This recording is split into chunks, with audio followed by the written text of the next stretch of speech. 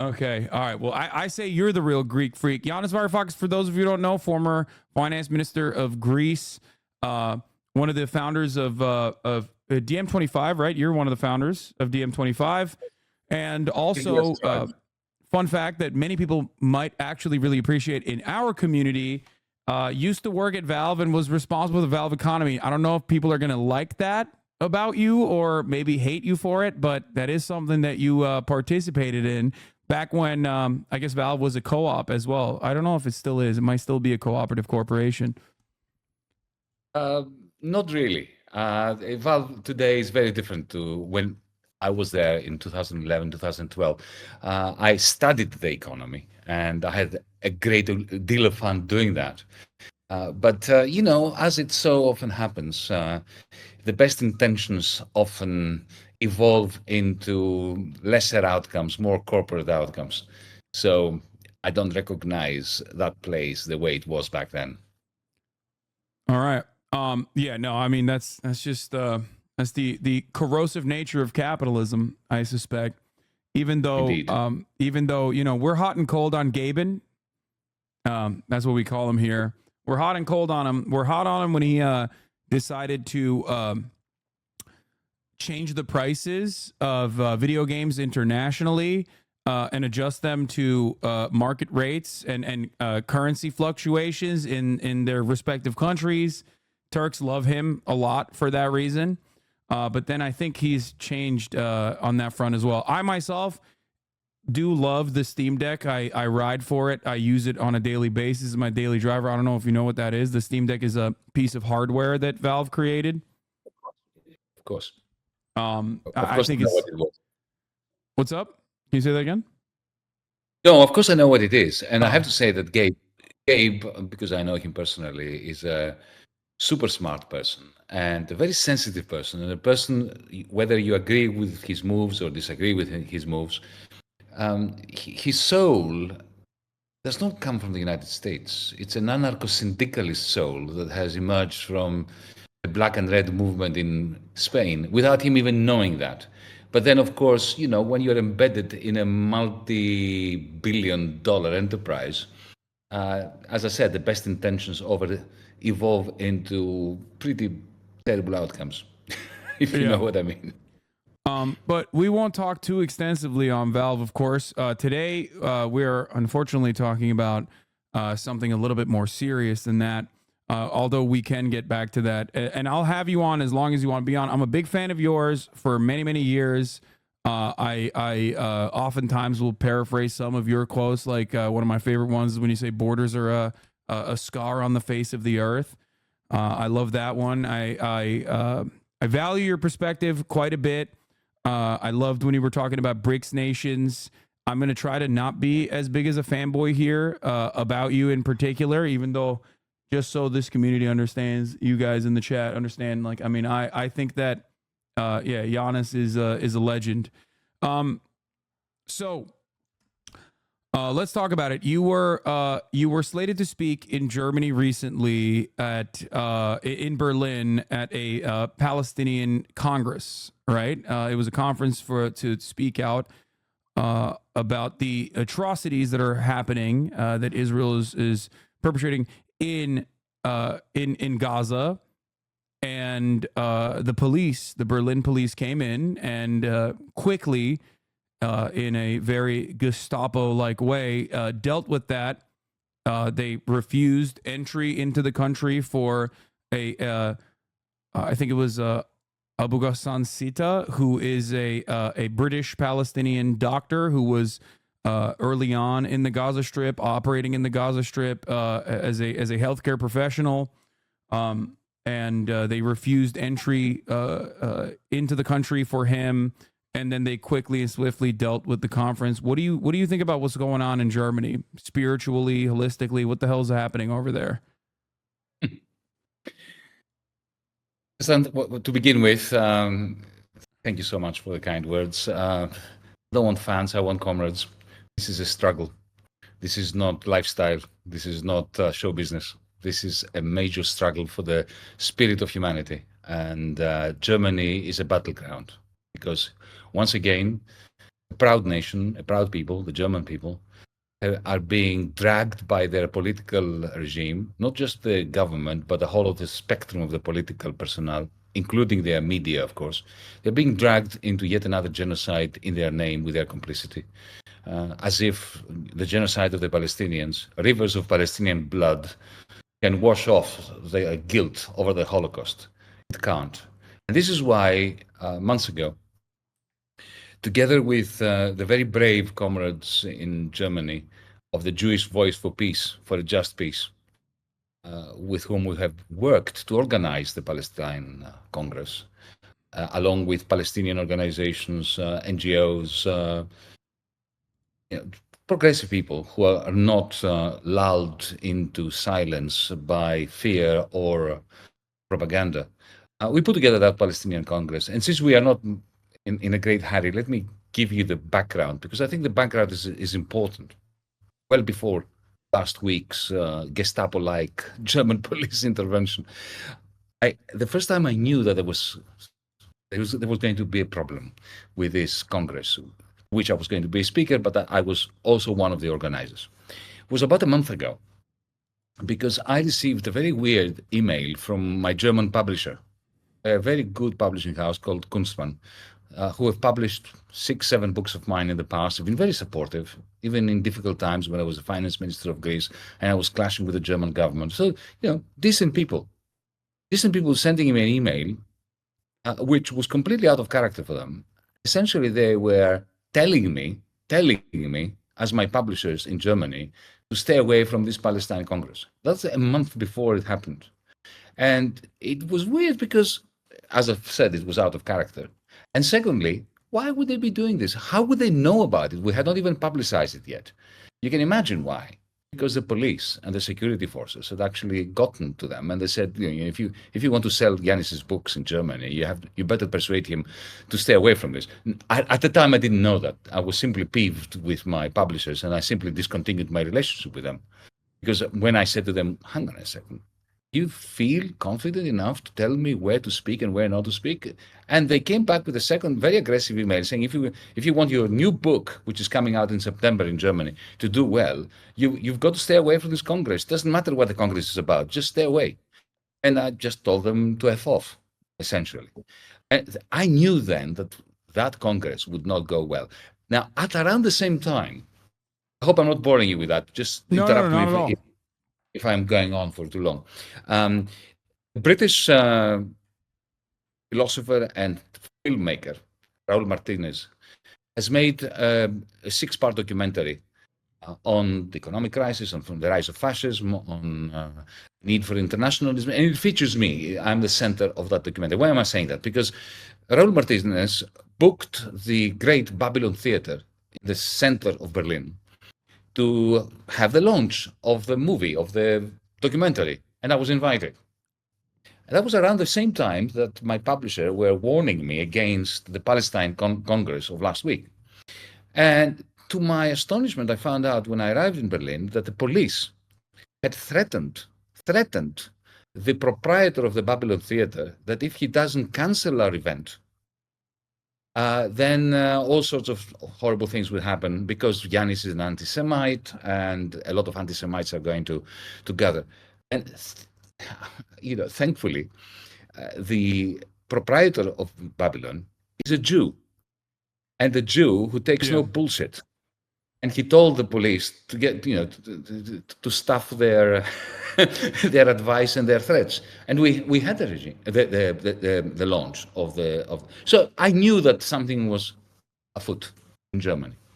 And then there were lots of attempts to cancel our event. The bank account of the Jewish Voice for Peace in Germany, which is a German organization in Germany, German Jews, their account was frozen by the state. So here is the German state confiscating the money of Jews again in the name of fighting anti-Semitism. Yeah. Around the same time, you may have heard of a wonderful woman who lives in Berlin. Her name is Iris Hefetz. She's a psychoanalyst, an Israeli Jew who lives in Berlin. She's a comrade of ours.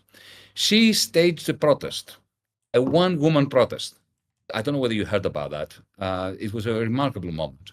She was walking down the street on her own, and she had a placard. She had written herself and said, "As an Israeli and as a Jew, stop the genocide in Gaza."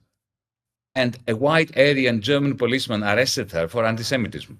Just like with Uri, right? Who was also I don't know if it was the same cop, but it is the optics of it as well. And I know liberals care about optics more than anything else. The optics of it as well were very shocking to see this like blonde Donald Trump looking German oaf arresting a Jewish man with a yarmulke on as well, and you know they don't really care about it at all, I guess. Yeah, it's just absurd. I think they're digging their own hole now. The German system, the German regime, and they don't even realize it.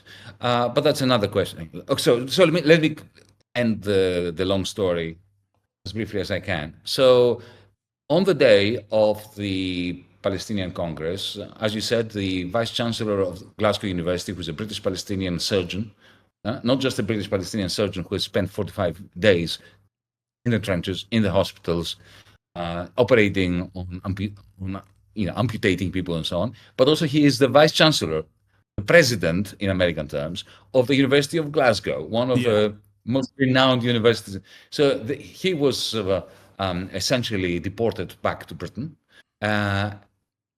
That day was worse than death, in my opinion. Yes, and you know, our little Congress venue was surrounded by 2,500 German police. 2,500 German police for 500 of my colleagues. Most of them were harassed; they were not allowed to get in. One of the young Jewish protesters, who had his own little placard which read "Jews Against Genocide," was apprehended. At that point, because he is a humorful guy, he said to them, "Would it have been okay if it read Jews in favor of genocide?" At which point they hit him because they got annoyed with him. And he ended up in a prison cell. In the end, the Congress gets underway. At some point, the police bust in, they grab the microphones, they tear them apart. Another small but telling detail, if this was a movie, it would have been a good scene. They try to get into the room where the technicians' room, where the servers were supporting the live streaming. And one of our organizers was actually giving them the key to get into that room, and they refused it.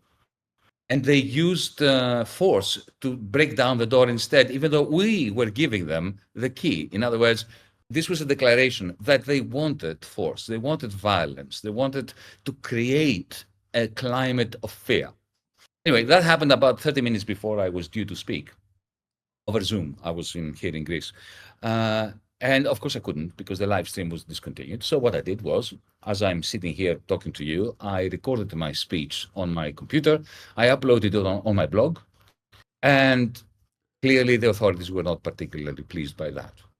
So the next day there was a demonstration by our organizers, and a police constable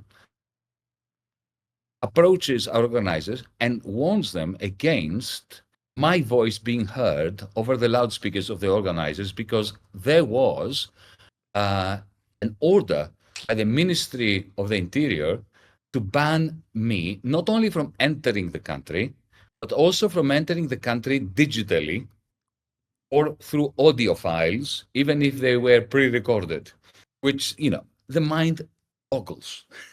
Absolutely boggles. Since then, the government has managed to lie to the German people, to the public generally, to me, in writing, at least 3 or 4 times. First, they denied that there was a ban on me. Then they said there was a ban on me. Then they said they were going to give me in writing the reasons for the ban, because I've never been presented with anything in writing explaining the ban. And now, today, I received a letter from the German police, the National Security Department, which is eerie the moment you hear the National Security Department of the German police, right? Your hair stands on end, even though I don't have much. And it read that, yes, we told you that we would give you the reasons for your ban, but we're not going to, because doing so would jeopardize the capacity of the German state to coordinate with other security and intelligence services in order to prevent national security threats to the Federal Republic of Germany. So this is where we are. Yeah.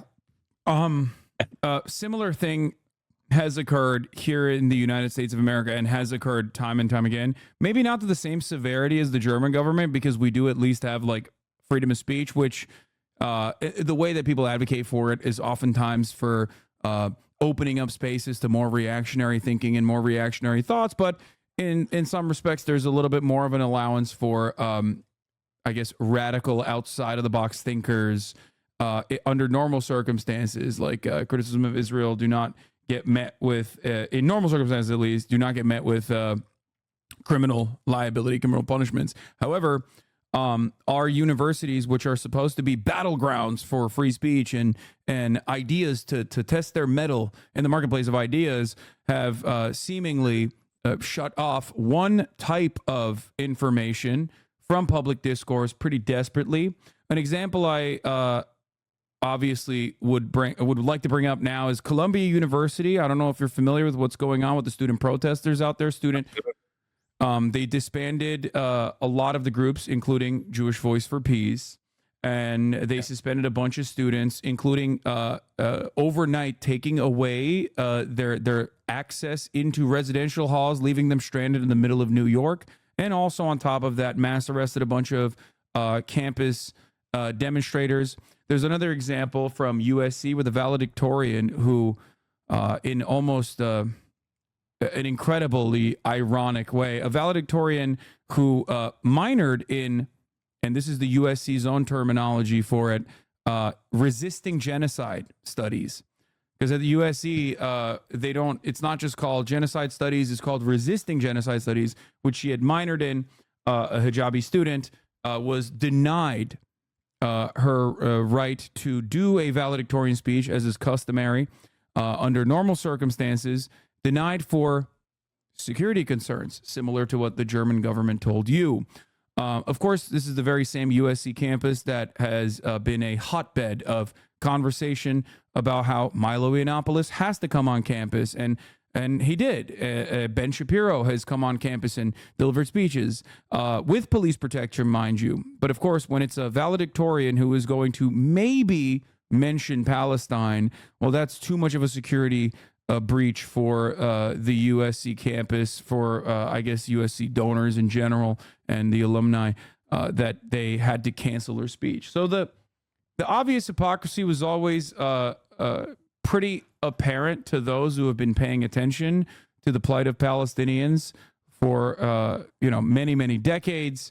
I've routinely brought this up as a counterpoint to the likes of Barry Weiss, who fancy themselves to be champions, who have champions of free speech, who have tailored their entire right-wing commentary around, even when they were at the New York Times, around how they are advocates for free speech, and that's why we have to allow these like super far right speakers on campus who also personally would do everything in their power, and Ben Shapiro as well, do everything in their power to stop any kind of student activism from ever happening on college campuses, even before this new post-October 7 environment that we're in.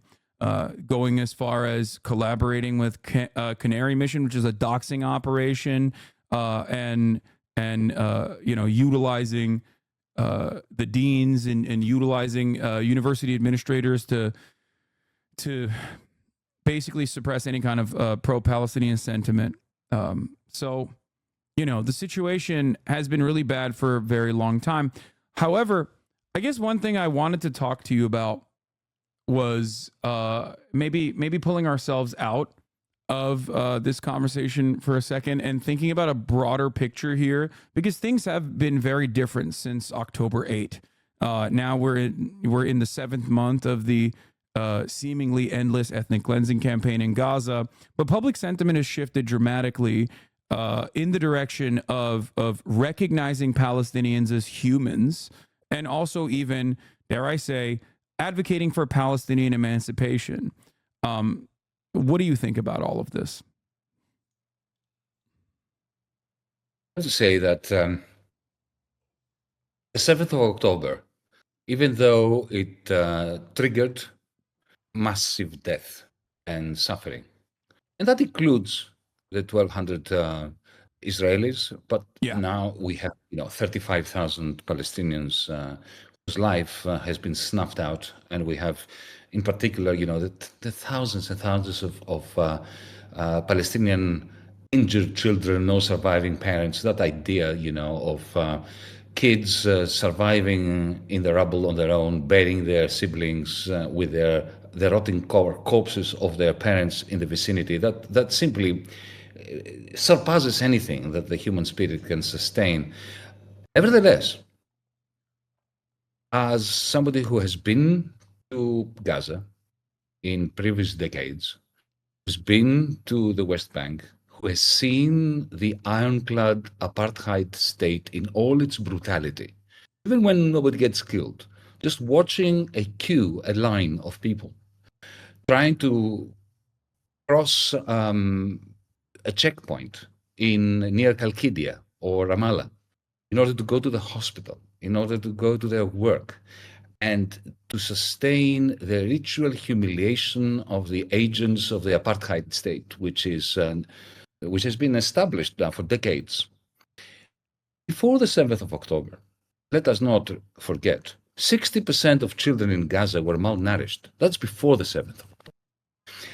The ethnic cleansing of Palestinians in East Jerusalem was running at a very fast pace. Similarly, in the West Bank, the settlers were constantly eradicating whole villages under the IDF's supervision and assistance. The Arab states that had sold their soul to the devil long time ago, and here I mean the United Arab Emirates, Saudi Arabia, Jordan, and so on. And they were devil being Western capitalist imperialist interests in the region, specifically America. Totally, in the pockets of American capital, not even European capital. And they were quite happy to allow the Palestinian people to be ethnically cleansed as long as there was peace and quiet.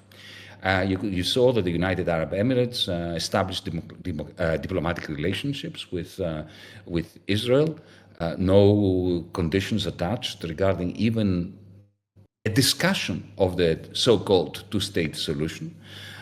Saudi Arabia was coming next. At least now, the blood of so many people has given rise to, exactly as you put it, to a change of heart, especially amongst the youth in the United States and everywhere else. And to allude to something you were saying earlier, to the restrictions in free speech and generally in the capacity of the American people to discuss sensibly and with a modicum of mindfulness the question of universal human rights from the river to the sea. It reminded me, as you were speaking, of the great Edward Said, who once commented that unless the Palestinians are liberated, it is the Americans who will remain in a state of pseudo-democracy. That's interesting. I think that, I do think that America is in a state of pseudo-democracy, even outside of the Palestinian question. I think it's very prescient. The Golda Meir quote that I bring up quite a bit, I think, is flipped on its head. Do you know the one I'm talking about, where she says something along the lines of like, Palestinians will never know peace until they learn to love their children more than they hate Jews. And I think that is much like many of the things that Zionists have said time and time again about like both the inception of the state of Israel and the defenses for why Israel must maintain an apartheid, has always been a case of pure projection. Like I've never seen something so perfectly devoid of any kind of logic and just like almost entirely flipped on its head. Where I think that there's truth to what Golda Meir is saying, as long as you flip the script, flip the narrative, and talk about how Israel will never know peace until they learn to love their own children and want to protect them more than they want to kill Arabs and Palestinians as a whole. And I think that what you brought up as far as 60% of Palestinian children facing malnourishment, that predates October 7 and the subsequent siege that occurred and is still ongoing is a perfect demonstration of why October 7 happened to begin with. This does not make it right. This does not make it good. It is still a tragedy. There were still acts that certainly can be clarified as acts of terror, considering that there were civilians who were targeted and killed in the process.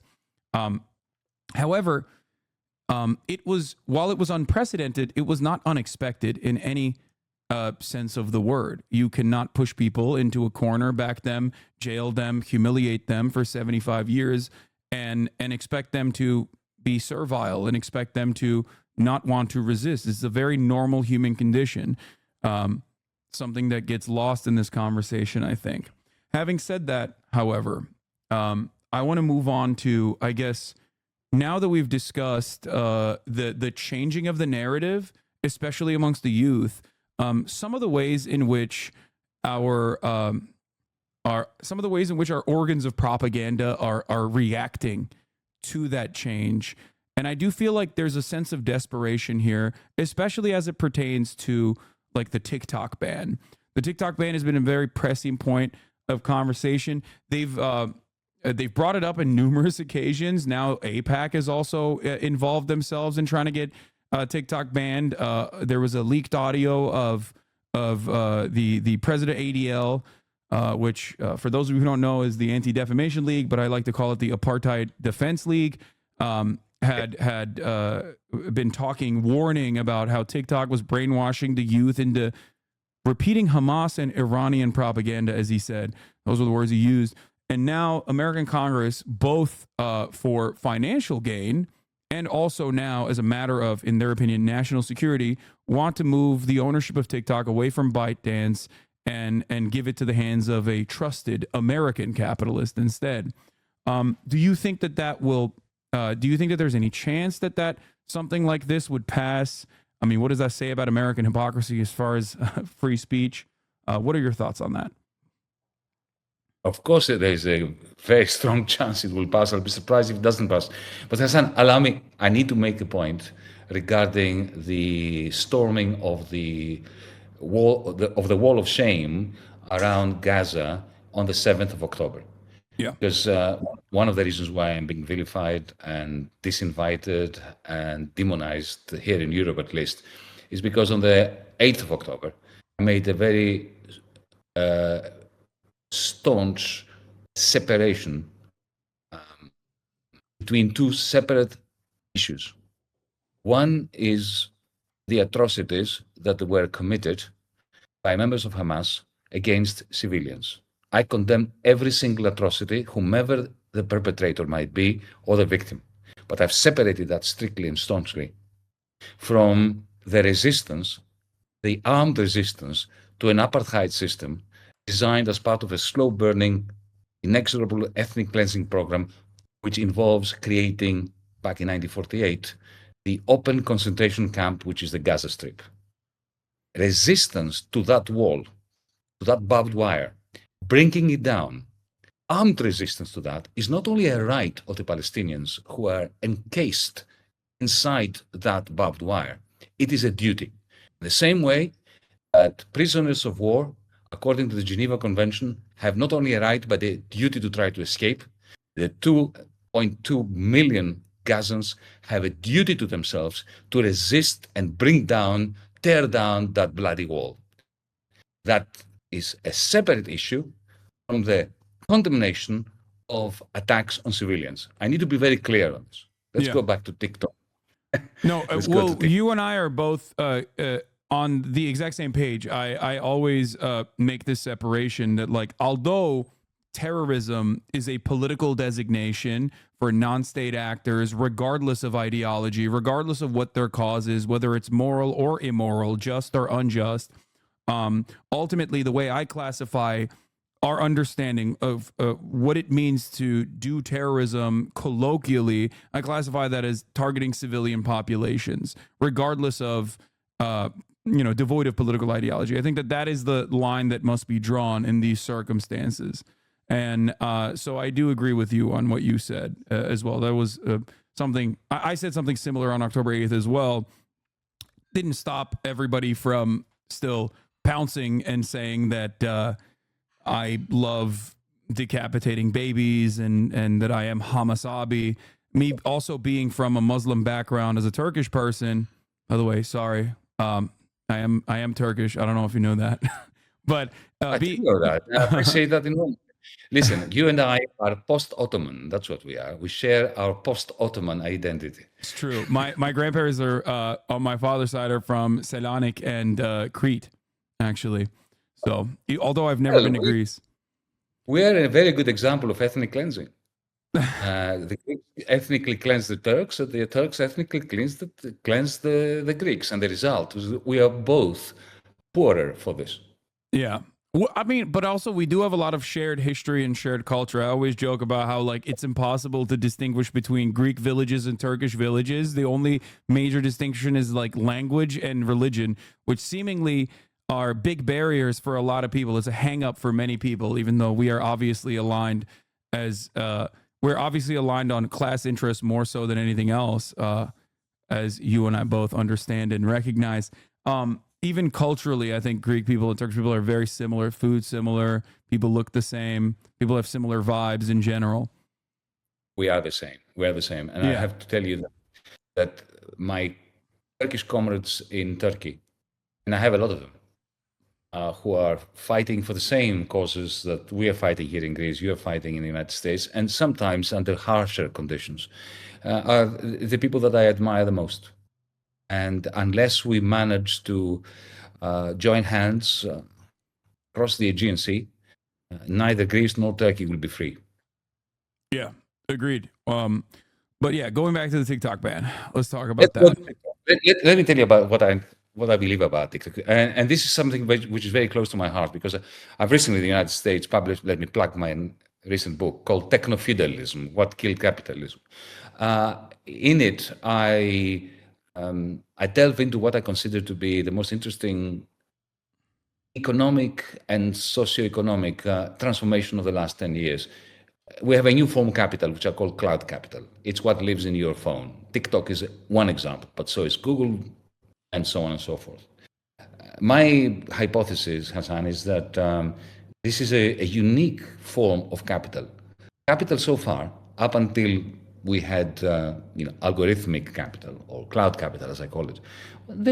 What was capital? It was produced means of production, things that you create in order to build other stuff, like, you have a tractor in order to produce corn. You have a steam engine in order to produce textiles.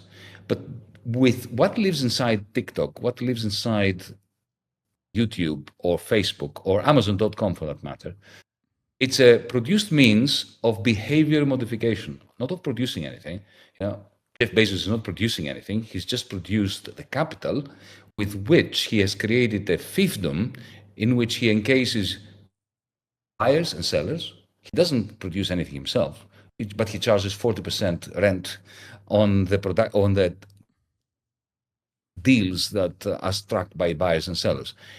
And anyone who owns that cloud capital is immensely powerful. They have a remarkable new powers to extract value from others, whether they are proletarians, petty bourgeois, even small-scale, old-fashioned capitalists. Why am I telling you all this? Because if you think about it, there are two locations on the planet where cloud capital is concentrated. Europe doesn't have any. India doesn't have any. Africa doesn't have any. It's the United States and China. Why did Donald Trump start the Cold War, the new Cold War between the United States and China? It's not Taiwan. This is a very boring, a very lazy explanation. China's position on Taiwan never changed. It's not the fact that the Chinese are spying on the Americans, as if the Americans are not spying on everyone. It's not the military build-up of China until I see naval vessels of the Chinese Navy patrolling California, or just outside Virginia. It's really unbelievable that they are worried about the Chinese military prowess. No, it's because the Chinese have developed their own big tech, and they have an advantage over the American big tech. And let me tell you what my hypothesis as to the nature of that advantage. In the United States, you have Silicon Valley, big tech, and you have Wall Street, two centers of massive power. Wall Street extracts huge financial rents from the rest of the world, primarily, of course, in the United States, and big tech extracts what I call cloud rents, algorithmic rents, call them if you want, right? The two of them, though, have not merged because Wall Street will never allow Apple or Google to take over its capacity, Goldman Sachs or JP Morgan's capacity to extract financial rents. So cloud capital and financial capital in the United States are divided and in a kind of rivalry. In China, they have merged. Under the Communist Party, their cloud capital and the financial system have been merged. There is this app called WeChat, before we go to TikTok, which provides free banking to everyone. Free banking to everyone. You can make transactions to anybody independently of where they are banking. Imagine that in the United States, Wall Street would never allow that. Well, Elon Musk wanted to do that. I'm just kidding. He's not. No, either. But Goldman Sachs will not allow him. Well, Goldman Sachs, I think his own incompetence will never allow him, but that's besides the point. Well, yes, indeed. Even if you had the most competent version of Elon Musk, Wall Street would murder him, would find a way of annihilating him. Whereas in China, they have merged. Add to that the fact that the Chinese central bank is now providing, did you know that? It's providing free digital wallets to everyone who wants them. Even you can have one. You don't have to be Chinese. And with that, you have free transactions in one, of course. Now, so far, this is not a threat or hasn't been a threat to the preponderance of the power of the American dollar because the Chinese capitalists themselves want dollars and they want the dollar system. They do not want the one system. But the war in Ukraine, by confiscating $400 billion of Russian money, the United States and the European Union, it has created a lot of interest in Saudi Arabia, in the United Arab Emirates, in Indonesia, amongst oligarchs, Russian oligarchs, of course, but some Ukrainian oligarchs too, in putting their money in the Chinese system, as a hedge, in case the Americans get pissed off with them and confiscate their money in the way that they confiscated the Russian money. So that capacity of Chinese cloud capital and cloud finance to create a clear and present danger to the monopoly of the international payment system based on the dollar. The SWIFT is what you're talking about, right? Like, I mean, the financial transactions being made on the dollar. Yes, and don't let anyone tell you that SWIFT is European. It is formally European. It's completely controlled by the United States. Donald Trump switched it off like that against Iran when he felt like it, against the advice and the wishes of Angela Merkel and the whole of the European Union. Oh, yeah. So the reason I'm saying that is because Donald Trump started a new Cold War because the people around him, not himself, the Donald can't think strategically to save his life, but the people around him, and they're not all dumb, it's a big mistake to think that they were dumb, they could see that the Chinese agglomeration of cloud capital and financial capital was presenting a clear and present danger to the monopoly of the dollar, which is the only reason why the United States can have huge deficits and still increase its hegemony around the world, the American dollar and its monopoly. They could see that the Chinese were about to create a superhighway, digital superhighway of payments that was competing with the American dollar. And they started with banning Huawei, then ZTE, remember, then these quite large tariffs on Chinese exports. And then Joe Biden comes in and turbocharges the new Cold War by banning advanced microchips from going to China. Why? In order to slow down the development of this superhighway, digital highway of Chinese financial and big tech capital. TikTok was always going to be one, Donald Trump has been talking about TikTok a long time because it's part of this attempt to bring down Chinese big tech. Because, as I said, it is only Chinese big tech which has a very able competitor to Google, to Facebook, to Instagram, to all that. Nobody else does. So TikTok was always going to be targeted. Then comes Gaza. And I'm sure you have experienced that. My tweets on Gaza are not seen by anyone. I have 1.2 million followers. almost no one sees my tweets because the algorithm owned by Elon Musk makes sure that when I tweet something about Gaza, me and my dog only hear it or hear the tweeting sounds. But TikTok is very different because they cannot control it. So they already had a reason to ban or take over, Americanize TikTok. And now they have an even greater one. And they never let a little crisis like Gaza go to waste when they have a long-term new Cold War program for defunking Chinese big tech. But I don't think they will manage to do it.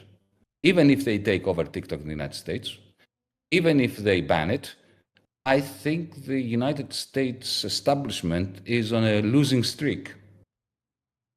Yeah.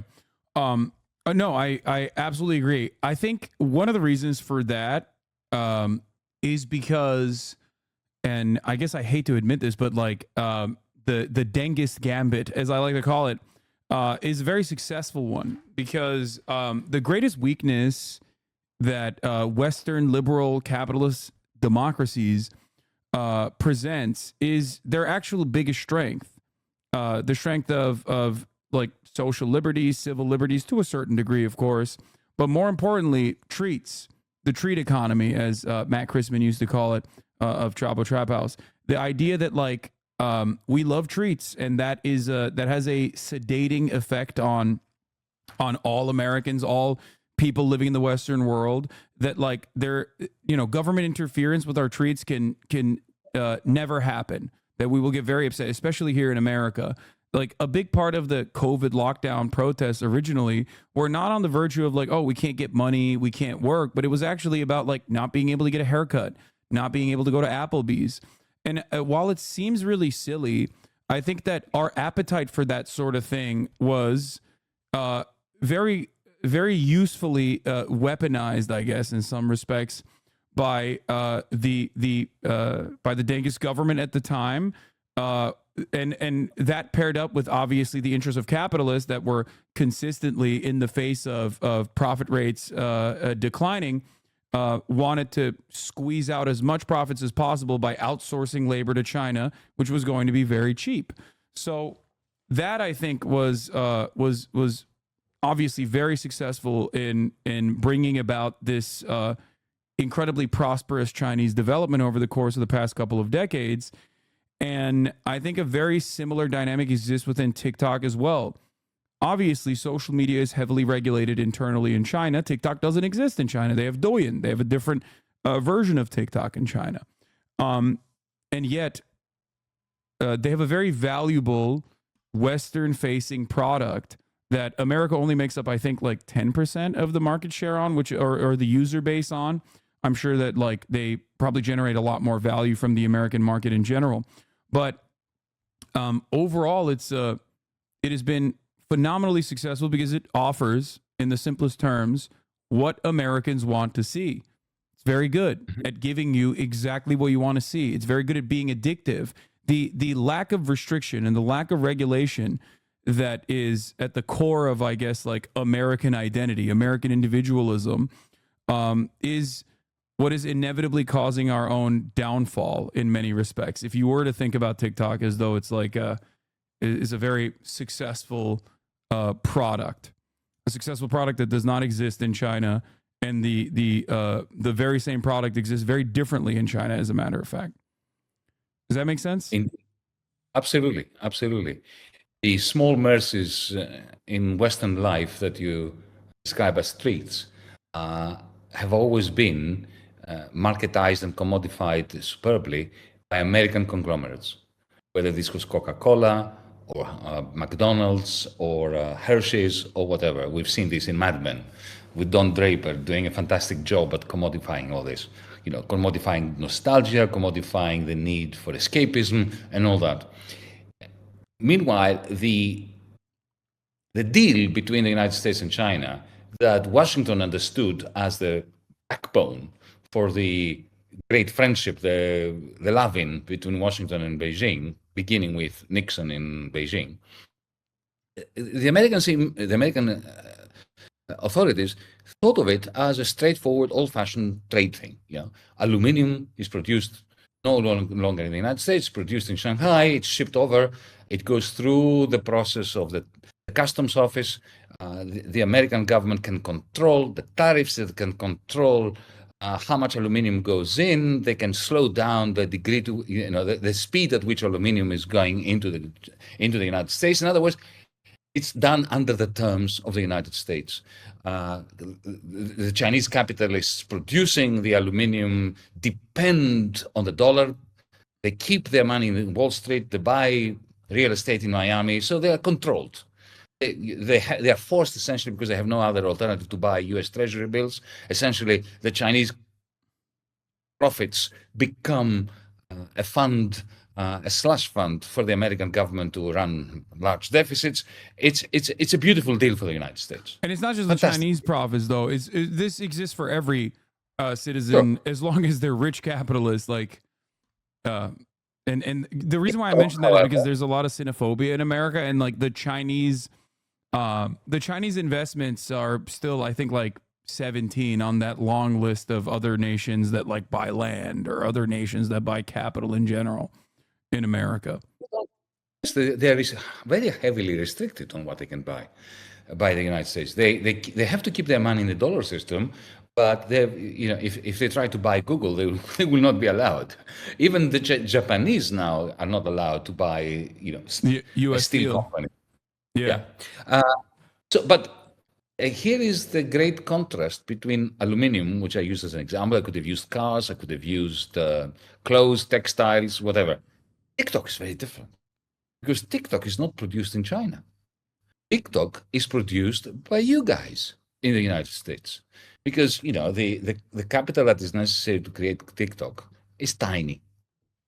Of course, by your standards and mine is large, all the servers and the stuff. But in terms of the greater scheme of things, there's not that much. It was a very clever algorithm, but how much did it cost? A minuscule amount in comparison to how much it takes to produce aluminum and send it over to the United States and so on, right? And who is the real producer of the capital stock of TikTok? You are. Every time you upload a video on TikTok, you are adding to the cloud capital of TikTok. And that maddens the American authorities because here you have a business model, a Chinese business model, which operates in the United States. It doesn't have a productive base in China, but it amasses monies, which in a manner, through a process which is not under the control of the Customs Office, of the IRS, of the Trade Department of the United States, of the FTC, of the Federal Reserve. And that, to them, is anathema. They would love to have it in China, but they are loath to allow the Chinese to have it in the United States. Yeah, you can't make our citizens your digital serfs. Only we get to do that, is what you're saying. Indeed. Yeah, Absolutely. as a serf myself, because I am very much a part of, obviously, techno-feudalism, my rent seeker being Jeff Bezos here on Twitch, because this is an Amazon-owned platform. I am consistently giving a percentage fee for being able to operate on the internet in the way that I do, back to Twitch, and by way of Twitch, back to Amazon, back to Jeffrey Bezos. Yeah, I see the point that you're making. I agree with you. I don't know if TikTok will be banned, though, because I think that, like I said, it is a very powerful, the only tool of resistance that the Americans successfully ever deploy against centers of power is when their treats are taken away. Like, because this entire project relies on you having unrestricted, unfeathered access to said treats, including TikTok, including but not limited to TikTok. And once those things get taken away, people get very, very upset. So I don't know. That's why ByteDance, the Chinese owner of American TikTok, would be mad to divest. They should throw the ball in the court of the United States authorities and say, if you want to ban us, ban us. We're not selling. Yeah. I mean, why would they? It's a very powerful tool in general. I don't think they're gonna sell. I think that they are going to, they're gonna forced the American government to make a very unpopular decision that many, not just like random people that enjoy TikTok, but also many small business owners are going to be frustrated by. Because the reality is that there are a shit ton of small business owners, because it's like one of the only viable economic forms of upward social mobility, which is basically just a forgotten dream for many Americans, but that it's small business ownership in the form of in the digital space, like selling t-shirts and whatnot. This is like Indeed. one of the last bastions of the of being able to realize some semblance of the American dream. One of the last avenues where you can do that. You're absolutely right. And at the same time, let's not forget what my friend Cory Doctorow says about Amazon and American conglomerates in the big tech space. He has a fantastic word, I'm sure you know it, the process of enshittification. So Amazon began, and Facebook began by being nice, both to users and to sellers, to publishers, for instance, people like yourself, or newspapers, or small businesses, until they became absolutely, these small businesses and publishers and users became completely beholden to the platform, utterly dependent on it. And then they started piling shit on them and essentially blackmailing them. You will not appear in the first 20, even if people want to see you, unless you pay us. And TikTok hasn't done that, at least not yet. So I'm reinforcing your point that small businesses that have been completely exploited and they hear the word Amazon and they freak out, if you take away TikTok from them, given that it's their last resort, they will be particularly peeved. But then again, the United States authorities have shown in the past a remarkable capacity to, treat Americans like fodder, and then not to pay the price for it, because the fodder simply stays at home, privatizes their fear, licks their wounds, and accepts their circumstances. Yeah, the thing that you're mentioning is also a byproduct of monopolization. I feel like all matter of tech, especially because it's like a new frontier to some, or was a new frontier when when Silicon Valley was expanding, I guess. That they did the exact same thing that our barons, our oil barons and our steel barons did, and tried to very quickly seize up as much territory, expand vertically and horizontally, and monopolize as quickly as possible. And it's like, it's not even really a secret. It is very much the stated goal of every single one of these Silicon Valley unicorn companies, such as Uber. The entire goal is that, we're a tech company. We're going to get into the market. We're going to bring a valuable disruptive product. And that disruption is only in the form usually of like a little bit of new technological advancements, but a lot of disruption to the labor regulatory process, which is already very anemic here in the United States of America. Because like, what did Uber actually do? I mean, it disrupted the medallion structure. It disrupted regulations for cab drivers. And it took advantage of a new class of gig economy workers that were desperately looking to make extra money so they could keep up with the increasing prices and worsening living conditions. And their overall stated goal was to monopolize. And once you reach market monopoly, or at least like you're a valid enough oligopoly or duopoly or an oligopoly, then you can get away with slowly but surely ruining exactly what made you so disruptive and so successful in the first place, by slowly but surely lowering the quality of the delivery mechanism, like when we're talking about Amazon, or consistently trying to further erode labor protections and consistently and very successfully, raising the prices of the product that you're delivering.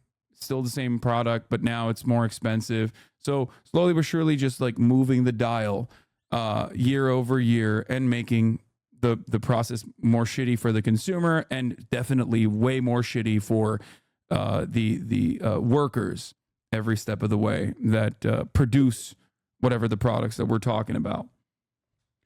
Indeed, and there is a direct correspondence between the time one passes inside one of those platforms. The more you stay in that platform and the more you transact in that platform, the higher your switching costs, your cost of switching to another platform. So if you're on Twitter and you interact a lot, you get more followers. Like you with Twitch, you have more and more followers. Every follower that is added to your list makes it more expensive for you, okay, to move to another platform because you lose the capital you've built up, the social capital, right? So as your switching costs increase, the degree of exploitation that you suffer from the owner of that cloud capital is increased because he can do it or she can do it without fearing that you will switch because your switching costs have increased. This is a business model. This is why I call this a fiefdom. These are not more. It's worse than monopolies, Hassan. Because take Ford Motor Company, right? I mean, Henry Ford tried to monopolize the car business, and to a large extent, he succeeded with maybe competing only against General Motors and a little bit with Chrysler in the good old days. But he was building the bloody car that he was selling you. Number one, right? He had skin in the product, so to speak. Secondly, he didn't sell you an oven as well. He didn't sell you a book or an electric bicycle at the same time. And moreover, and that's the most important thing, the capital he used to produce the Model T was not simultaneously messing with your brain. Because Amazon.com, to give an example, or Uber, it doesn't matter which one we take as an example, the same algorithm that trains you to train it, to train you to train it, to put a desire into your head, sells you the shit as well. And extracts 40% from the capitalist who sold it to you. And it is the same algorithm that runs like automata, the workers of Amazon in the warehouses. And it is the same AI algorithm, exactly the same algorithm that predicts with very high probability of success in which warehouse there is a probability, an increased probability of unionization, and then shuts that warehouse down or fires everybody. That is not a monopoly. This is why I say, welcome to techno-feudalism. This is feudalism. This is not even capitalism. It's not a monopoly. It is something with additional, with so many more resources that previous overlords could not have even imagined, though. The capacity to mess with your brain. Yeah. Henry Ford, the best Henry Ford could do is to come up with a good ad that would make you want to buy a Ford. Basis is Alexa. Alexa is a dream come true for the KGB. If the KGB had Alexa, they wouldn't need to kill people. If the Gosplan Ministry of Planning in the Soviet Union had the algorithm of Amazon capable of matching individual consumers to individual producers, central planning would have been a fantastic success. I was just about to say that, yes. Exactly. But so that actually is a really interesting point that you just brought up, because don't you think that like if we magically had these exact same tools at our disposal, but somehow not even through class struggle, let's say I'm a left com or something all of a sudden, and I think that magically the contradictions caused capitalism to collapse and everyone is a socialist now. Like, these obviously ridiculous, but let's say that in a situation such as that one, where we had the exact same tools at our disposal, techno-feudalism could very quickly, or techno-feudalism and all of the surveillance capabilities, AI algorithms would actually make central planning incredibly efficient and very successful. It would be like, isn't this like the early assessment before the technology actually caught up to this idea? But wasn't this like the attitude in Chile as well? What was the thing that we're working on? The central programming. Cybernetics. Yeah. The cybernetics. Cybersyn. Yeah. Absolutely, and they did a remarkably good job, even though their machines were very antiquated. Yeah. Not particularly capable. Look, you're absolutely right.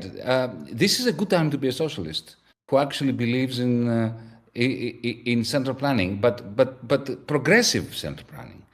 Central planning, which is very capable of homing in to individual desires, not treating everybody like a grey mass of human beings as the Soviet system did.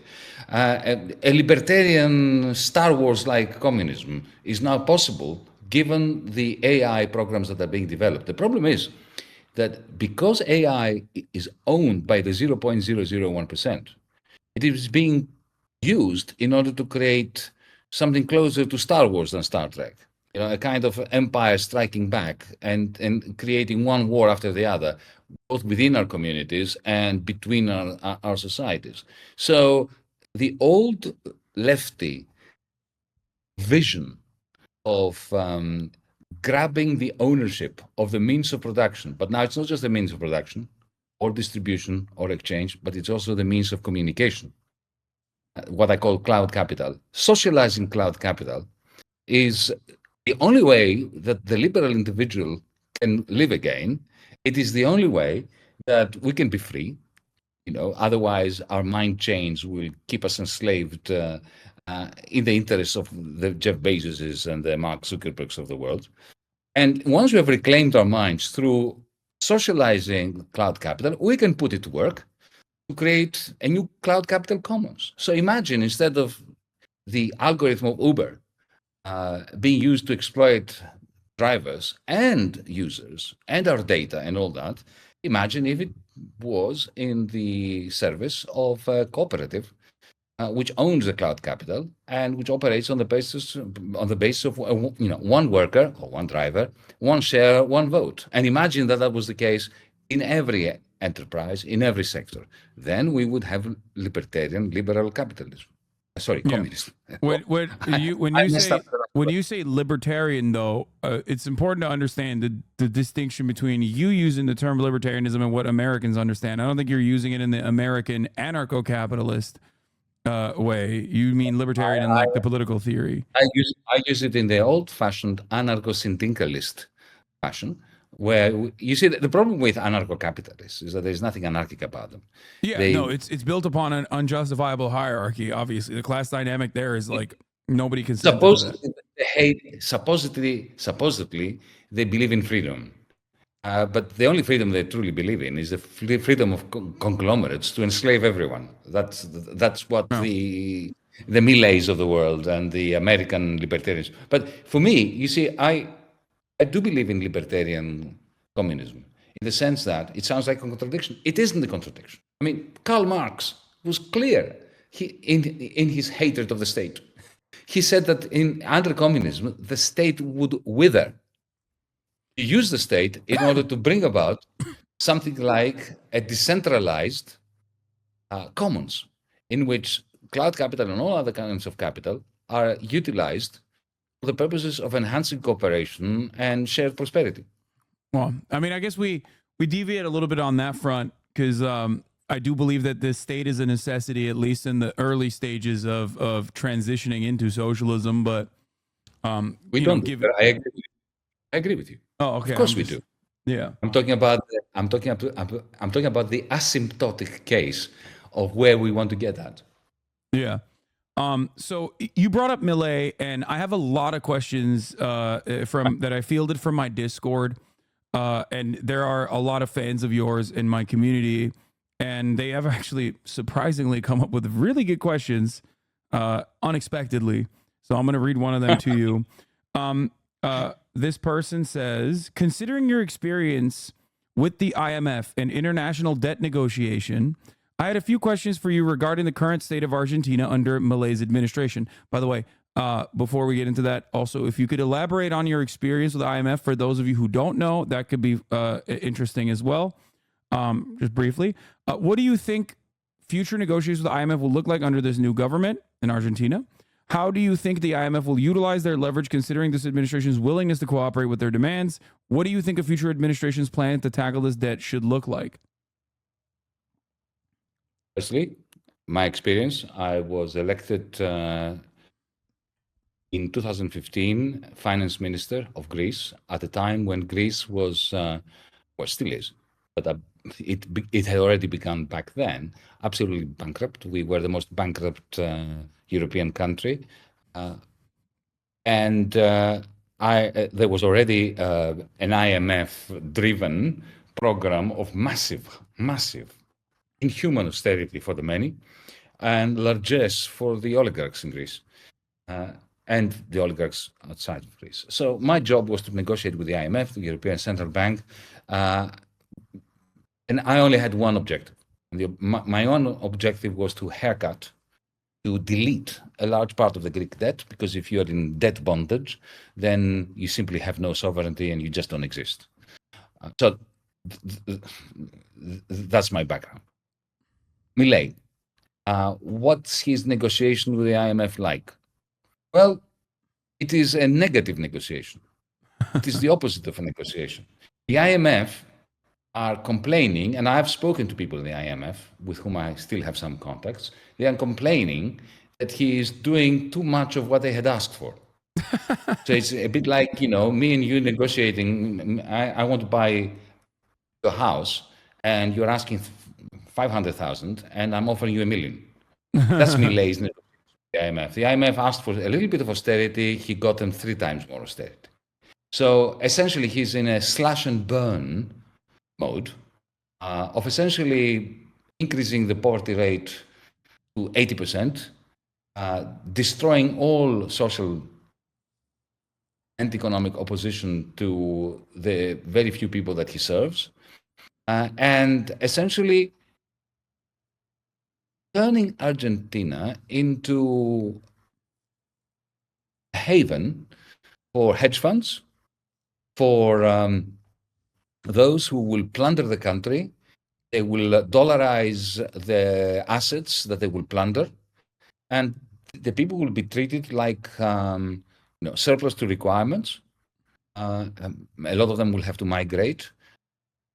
That is what Milei, judging by his actions, seems to be interested in.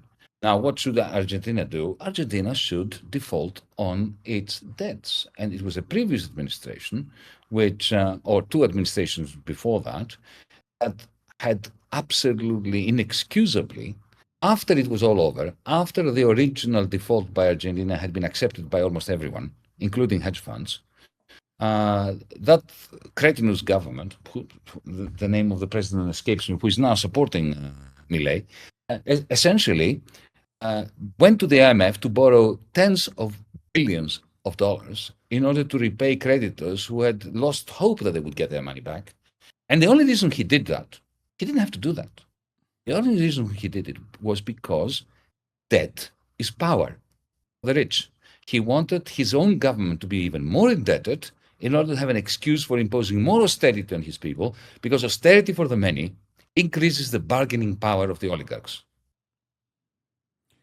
Won't this inevitably, the thing is, although it is kept up by international interests, Western interests in general, Western capitals in general, but doesn't this only accelerate the demise?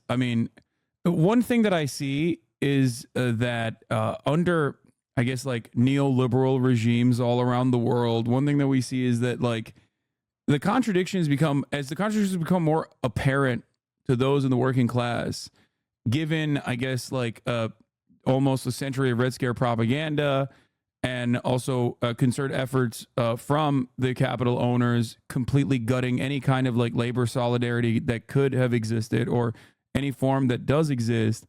I feel like there is no counterbalance in any of these countries with respect to class solidarity and also a genuine push in the right direction, where I feel like we are slowly decaying as capitalism inevitably decays.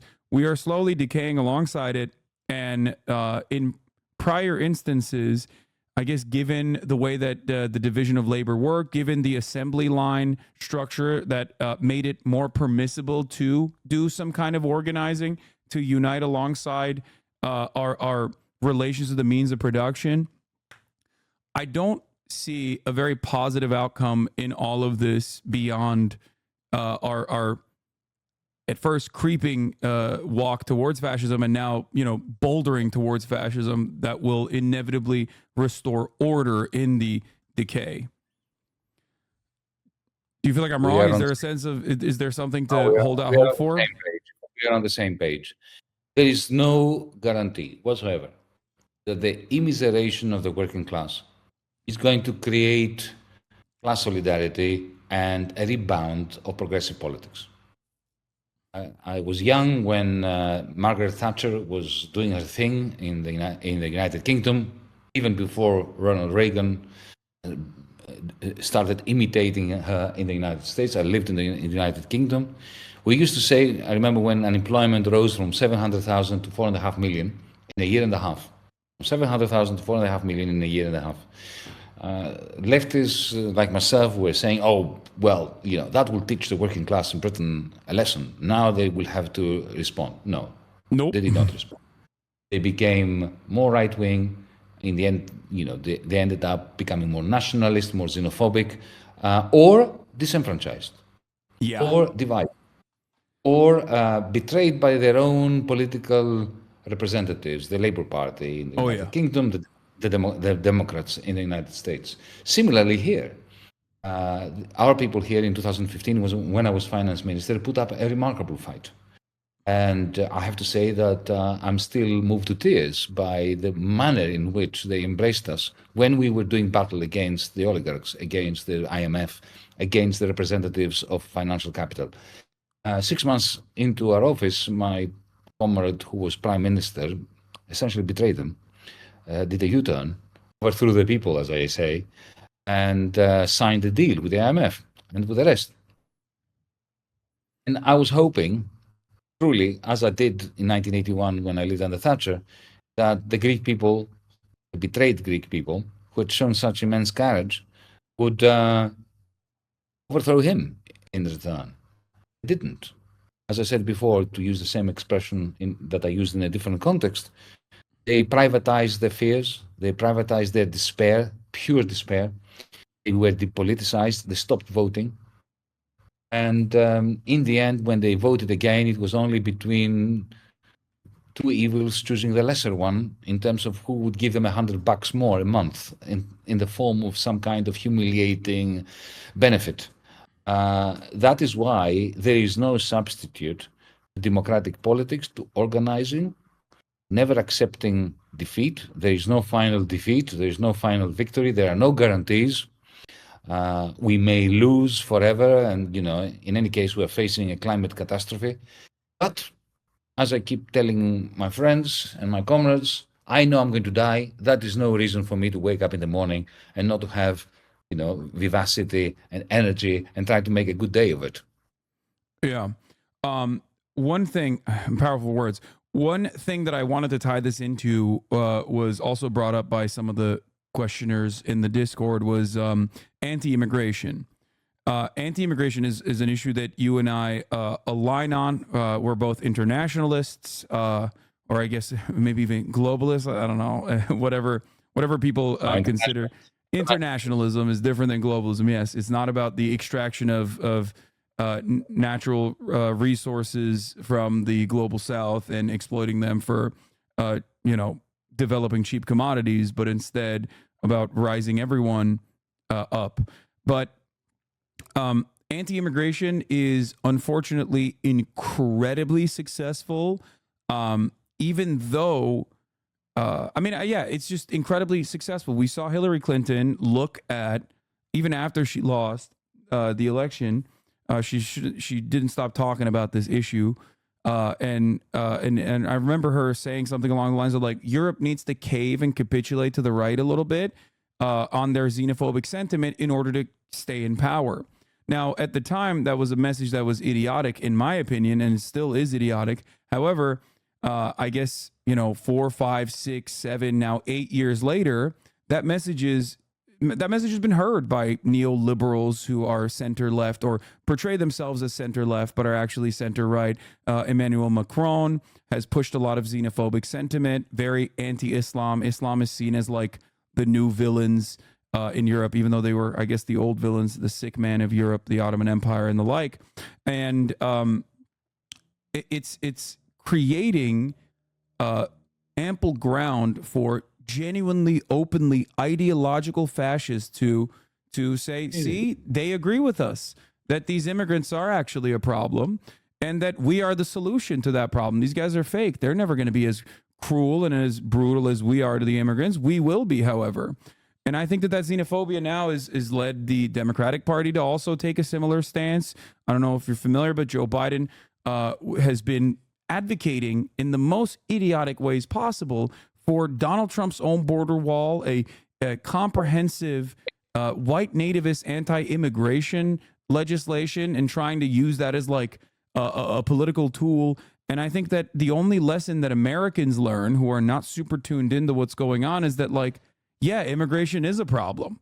And if immigration is a problem, of course the right is always going to be the ones who have the real solution, because the Democrats are supposed to be a counterbalance to that in our duopoly and in what looks like a duopoly and even parliamentary systems now, like with the Labour Party in the UK. And I feel like this is creating ample ground for the rise of genuine fascist parties. And I do fear that I don't know how we push back against this. This question is, how can we both push back against the notion that refugees are economically damaging while not falling into the trap of analyzing the world in purely capitalistic economic terms? Because to fight this talking point on purely economic grounds is the seed ground of the capitalist that human beings must have economic value to find a place in society. Start. Hillary Clinton's advice to the center left in Europe was not only unethical and ideologically puerile, but it was also stupid from an efficacy point of view. Because let's face it, racism light can never beat full-blooded racism. You will never win against racists by presenting racism light. So what Joe Biden is doing now, being Trump light when it comes to the U.S.-Mexican border, is a sure recipe for defeat, even if you look at it cynically. Right? That's point number one. Point number two is that, look, Hasan, I've been worried about this since the mid-2000s, because as an economist, I could see that the Wall Street collapse, which happened in 2008, was inevitable. And that's when I got really, really scared, because I could see that what was going to happen in Wall Street was another 1929, our generation's, my generation's 1929. And what would follow would be, again, a monetary policy that was effectively socialism for the very few, for big business, combined with harsh austerity for the many. I could see that the left, and that includes me, so it's self-critical as well, we would all probably fail to put together a program that excites people and gives them hope, credible in their eyes.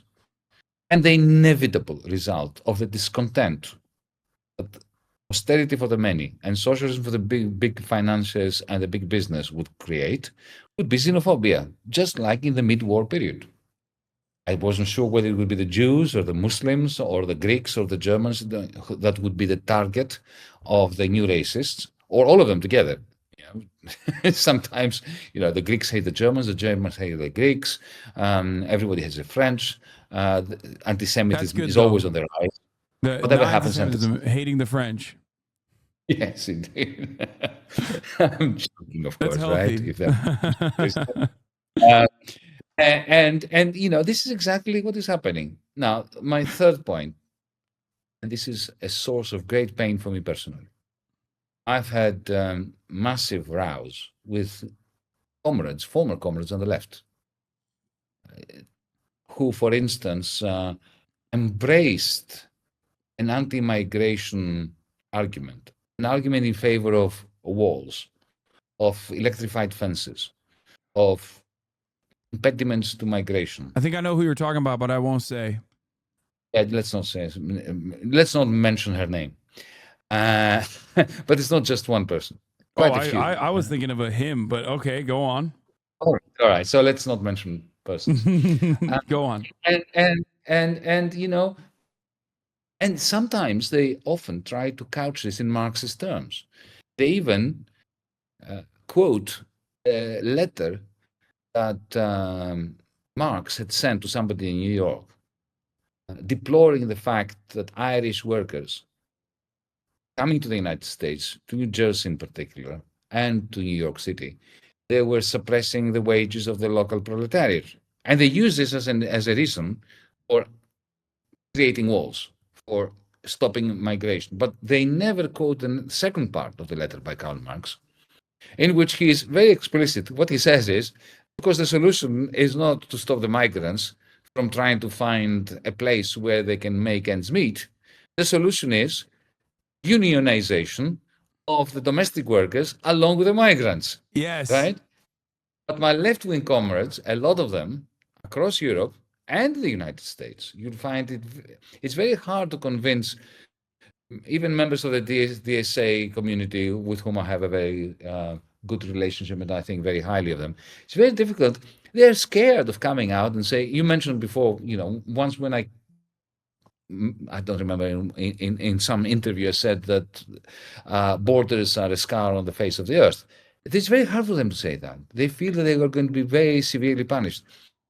It's because they think you're not realistic when you say that. That's what it is. I think that's where it comes from. It's like the fear of coming across as like an idealist and not a realist, and falling into that same, in my opinion, sorry to call you out, but falling into that same like capitalist trap of capitalist thinking of like, oh, well, this is a part of human nature.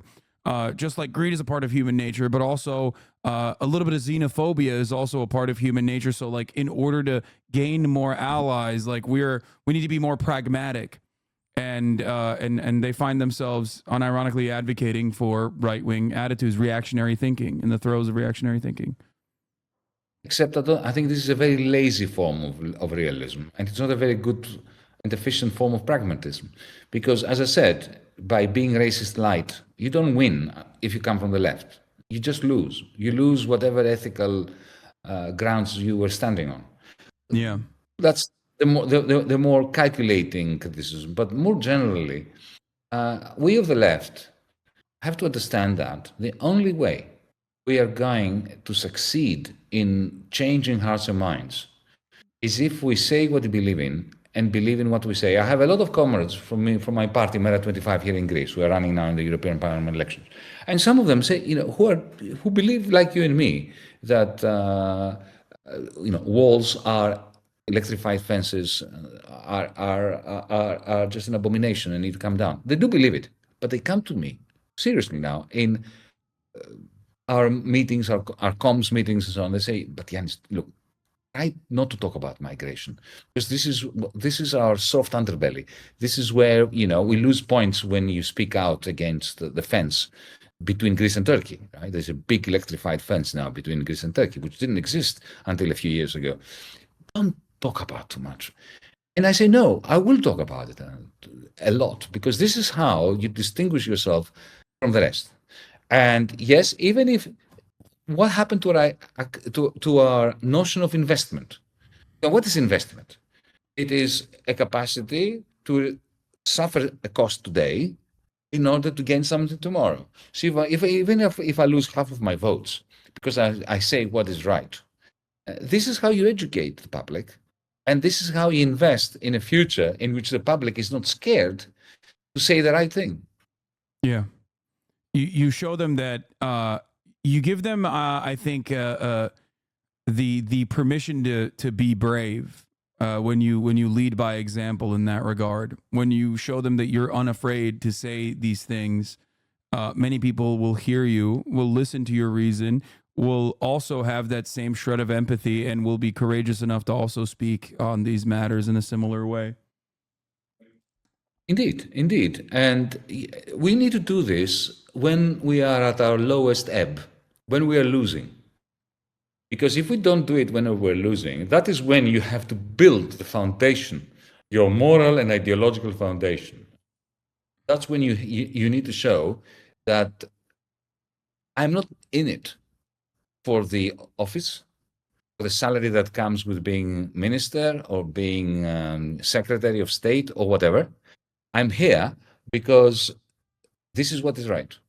Now, we need to do this and a lot more of this. And I'm really appalled that the left has become more scared and more frightened into submission to a narrative that it doesn't believe in. And people sense that. They may not be able to put their finger exactly on it, but they can sense it. So on the one hand, you have the powerful who believe in what they say, and they say what they believe in. They say, migrants are scum. We're going to shoot them on sight. And they do. They believe it. So there is this combination of power and conviction on the right. And what we have on the left, a kind of blancmange, where we are, semi-scared, defeated, not much power. We're not attractive to people. It's about time we stiffen our lip. Yeah.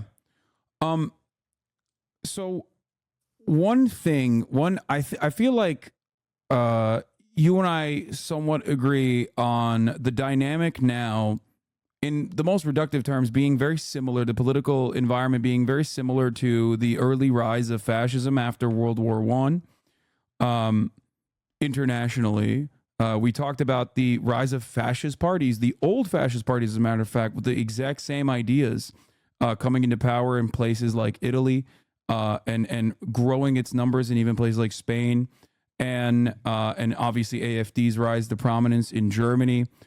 The reactionary right growing, or I guess like the feckless attitude from the left alternative in the form of the Labour Party in the UK. In that environment, in the early stages of the development of fascism as we understand it, I feel as though, and same with France as well, I feel like there was at least a counterbalance in the form of trade unionism and militant labor activism.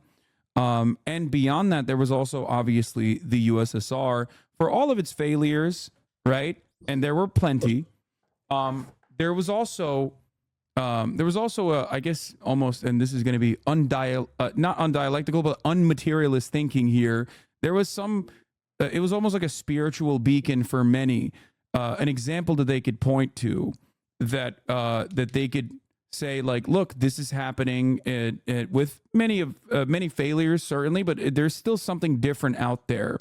And there was a state that was also even supporting armed resistance against capitalism, armed resistance against fascism globally. And I fear that no such counterbalance exists now. Or do you think that China is the counterbalance? I don't personally think so. I mean, I don't know. But do you feel like there's a difference here where there is no such alternative, no such state power to facilitate or even to prove that there is a counter to the way that things have existed under capitalism in the Western world for the past 100 years? I agree entirely with you. The demise of the Soviet Union was a catastrophe for the West, and for the working classes of the West, and for the middle classes of the West, even if they didn't realize it. Because let's face it, why was there a national health service in Britain? Why was there a New Deal in the United States? Yeah. Why was there free education for children? Only because the bourgeoisie, the ruling class in the West, was absolutely terrified that communism was coming.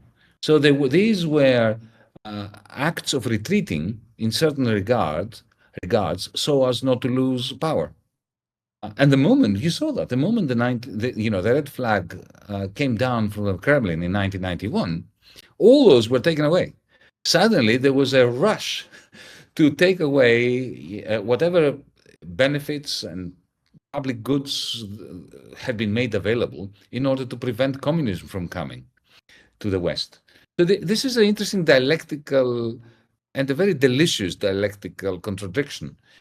The West, the capitalist West, by invading the Soviet Union in its very early days, it created a realm of fear and terror inside the Soviet Union that led to the rise of Stalin, to the Gulag, and so on.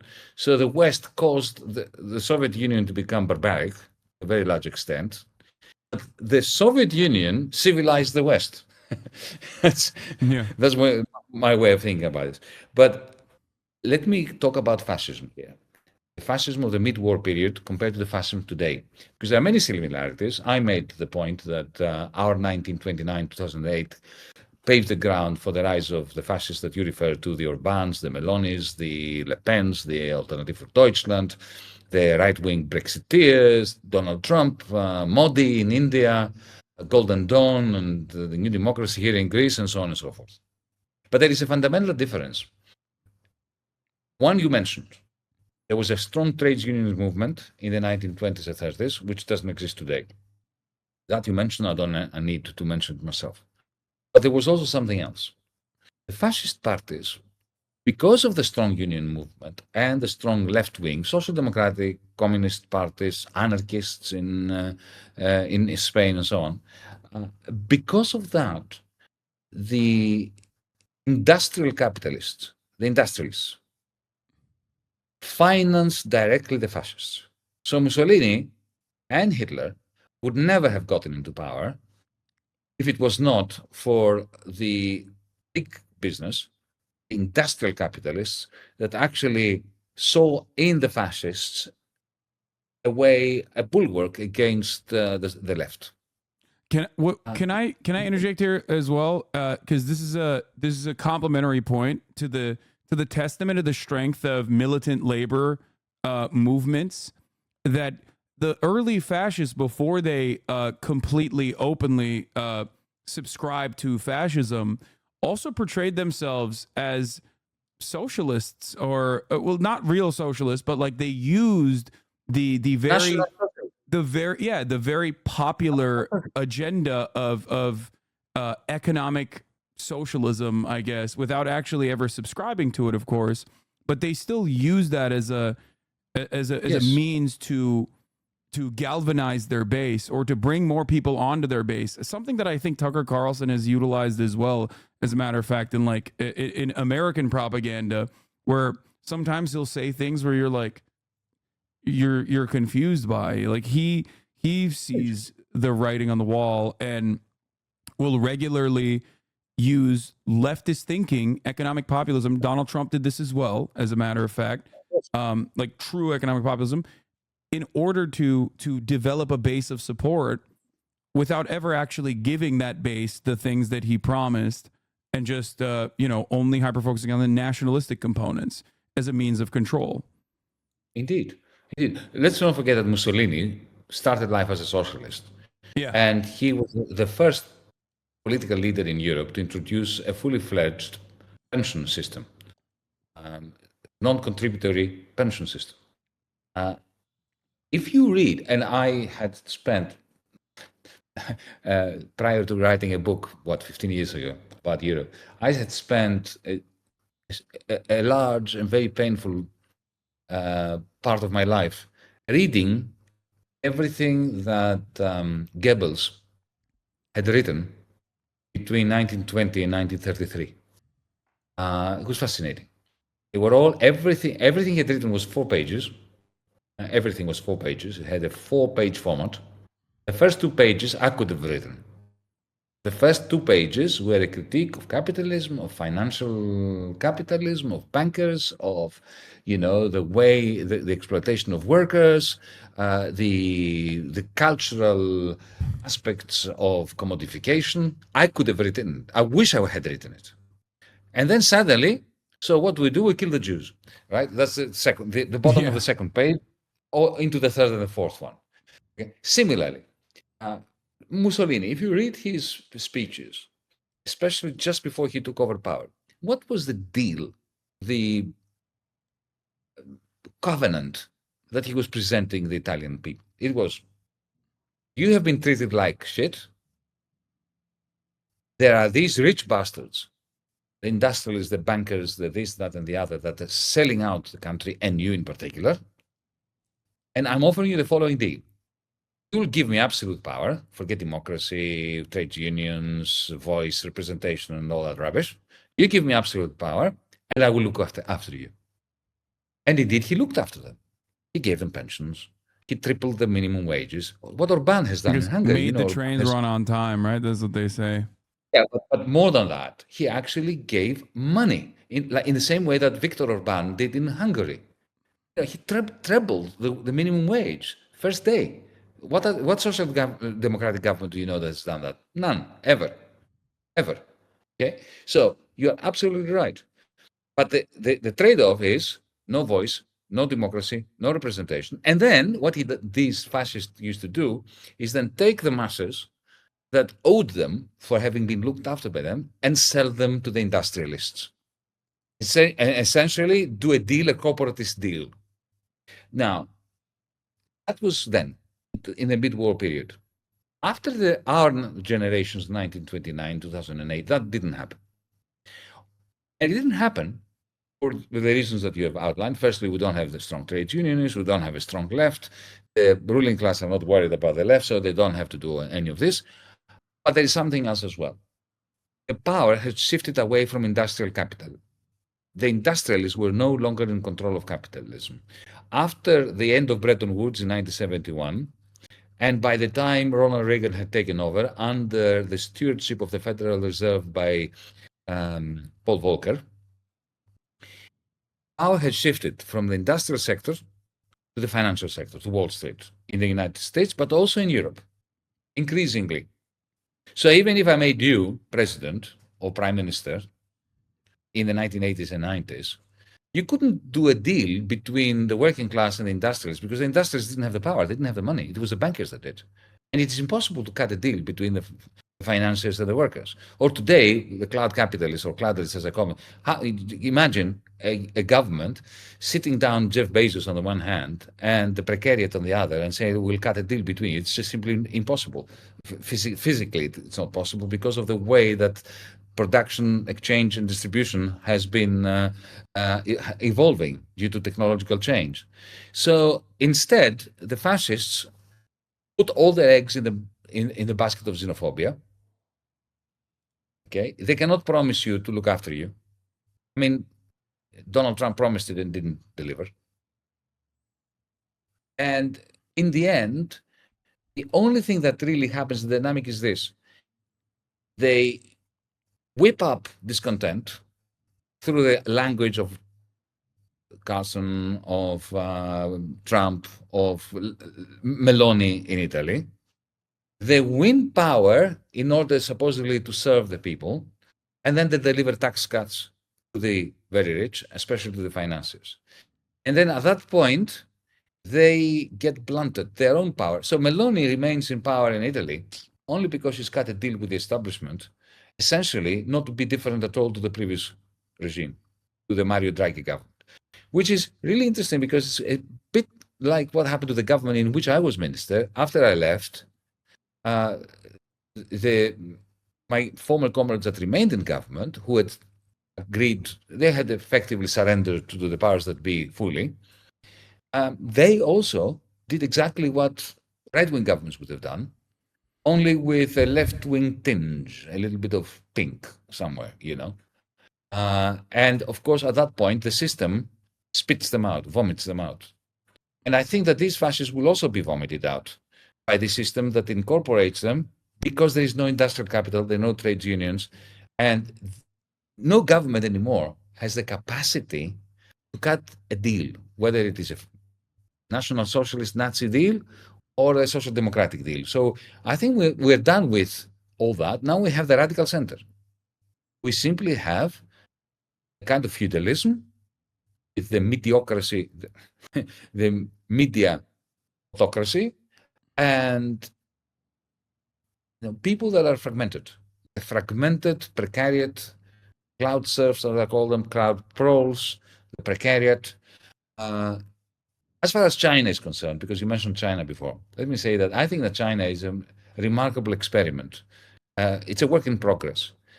I don't think we can say China is like this. Whatever we say after China is wrong, because China is many things. from some personal experience I have, there are remarkable left-wing voices in the Chinese Communist Party. Very, very astute minds and very progressive people with whom you would find a lot in common. Not everything, but a lot in common. And they represent workers, cooperatives, prefectures, and so on. But in the same Communist Party Central Committee, you have representatives of big business, the aluminum producers that I was talking about before, Yeah. The cloud capitalists. The more billionaires than any other party on the planet, sitting active party members. But that's what I'm saying. The class struggle in China is happening within the Central Committee of the Communist Party, and of course, it's completely behind closed doors. It's totally opaque to us to know what is going on. That is a great disadvantage, because opacity is never a friend of progress. But it is an interesting experiment. Let me give you another example. At some point, President Xi decided that the cloudalists, as I call them, the owners of cloud capital, the big tech of China, became too rich and too powerful. So he slapped them down. Yeah. He got rid of them. He said, no. We've given you the right to get rich, but not that rich. So Jack Ma, you can be a billionaire, bugger off. You're out of Alibaba. This is interesting. I wish we could have a system where instead of the autocrat who occupies the position of the general secretary of the Communist Party, we could have a citizens' assembly or, representatives of workers playing that role of slapping down those who acquire too much capital and therefore too much power to extract.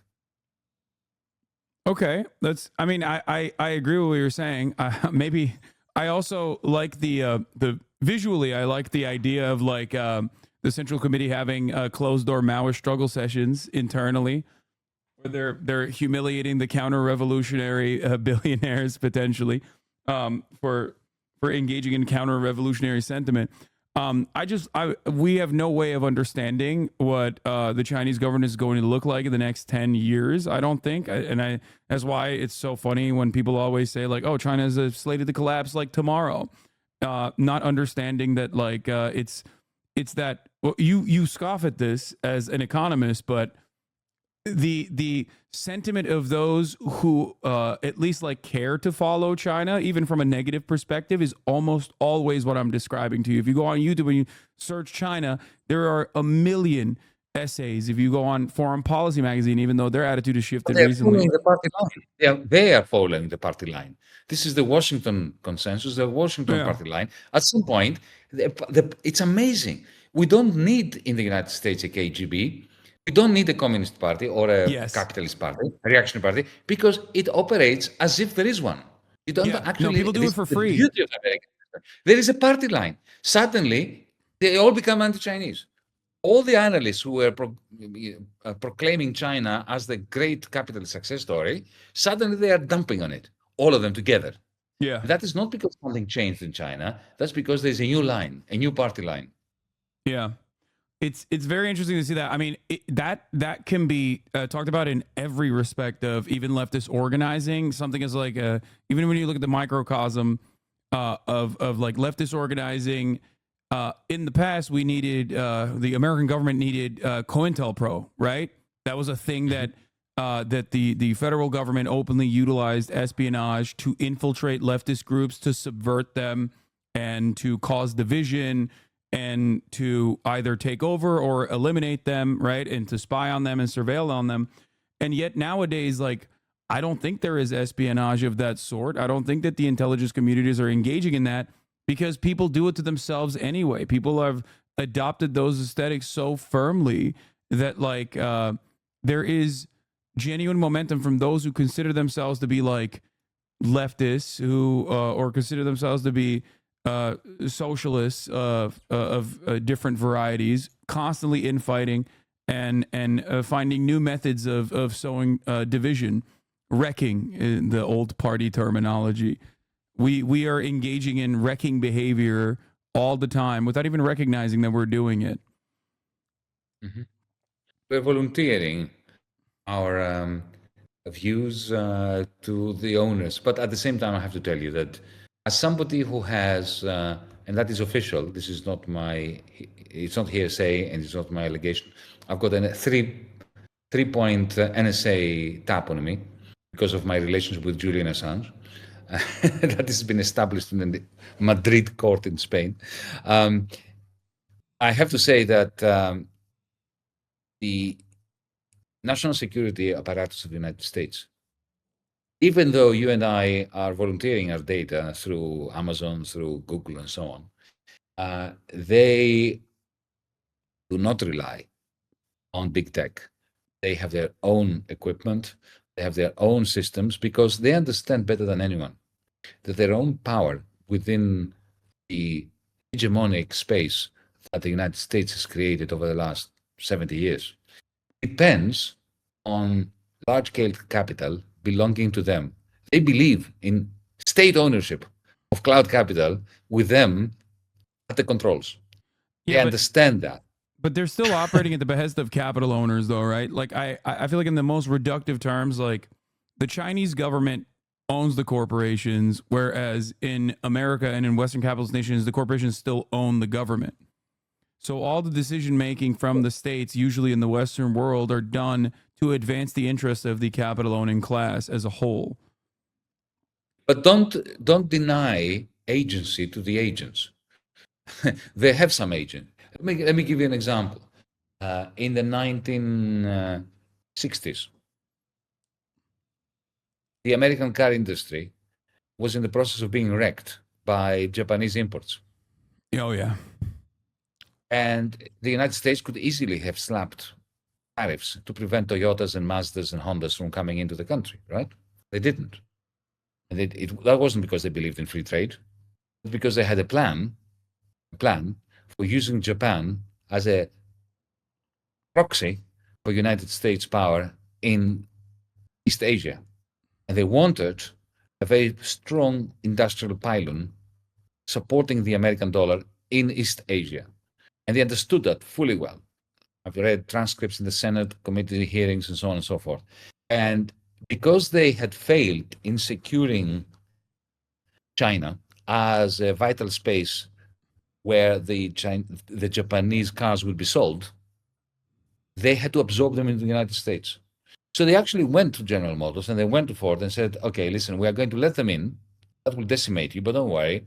We will give you huge defense contracts and other ways of financializing yourself. So you ended up with General Motors becoming a financial company and not a car company.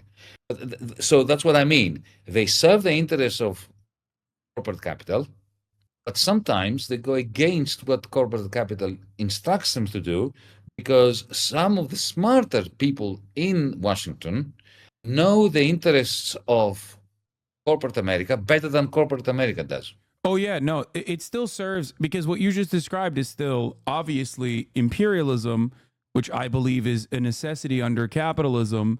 So I think that it served the interest of American imperialism, even in the short term, if it did not serve the interests of American capitalists, at least in certain sectors. Marx had put it beautifully in the 18th Brumaire when he said that the state, which is the organ of the bourgeoisie, nevertheless has to wield the Damocles sword over the heads of the bourgeoisie in the bourgeoisie's interests. Yeah, they do the hard stuff sometimes, even if people don't see it, even if they don't have the understanding of an agenda, which, by the way, is yet another argument for the state operating in some way. That's why I think it's laughable to say that, like, the American state is disorganized, or rather there is no central planning of some sort.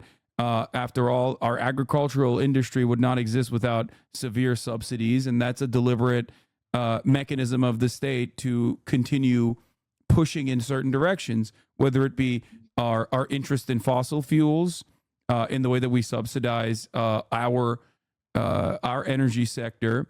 I believe up until maybe like 2016, 2017, 85% of subsidies were still going to fossil fuel providers. So that's like, I think that our state is still operating at the behest of corporations, even when it doesn't seem like it in the short term. And some of those I think some of those decisions, some of those gambles that we're making are short sighted in comparison to how the Chinese state operates, as they very quickly seized on renewable energy as as an important sector and as a growing sector. Partially, they probably couldn't engage in the same level of control over the fossil fuel sector, even though they had, I guess, coal. But they couldn't do that for oil, so they maybe moved in a pragmatic fashion towards working with like the countries that are very resource dense as far as lithium and many of the minerals that we desperately need for both batteries and the like. But I feel like they are making the right gamble as a state, whereas the Western states are making the wrong gamble and are maybe too far gone to recognize that. Does that make sense? Yes, absolutely. Look, if you want to take an even a quite right-wing perspective on this, you come to the same conclusion that the Chinese Communist Party needs development of its people in order to maintain its legitimacy. The United States system doesn't need that. It simply seeks the reproduction of the capital of the corporate sector. That's all they need. They get their capacity to reproduce themselves politically through this faux democracy, this pretend democracy, with periodic elections that are designed to make sure that the demos is never allowed into the American democracy. And at the same time, they extract about 70% of the rest of the world's capitalist profits, which is recycled through Wall Street. So the Chinese simply looked around and they tried to imagine what the next fuel is. It's not going to be oil. It's going to be solar, and it will be wind, and it will be fission. And they're investing like hell on that. So, the Americans, the only thing that keeps the United States system going is the monopoly of the dollar system. They understand that. That's why they will, they will nuke anyone who tries to subsume or to subvert the power of the dollar. That we must remember.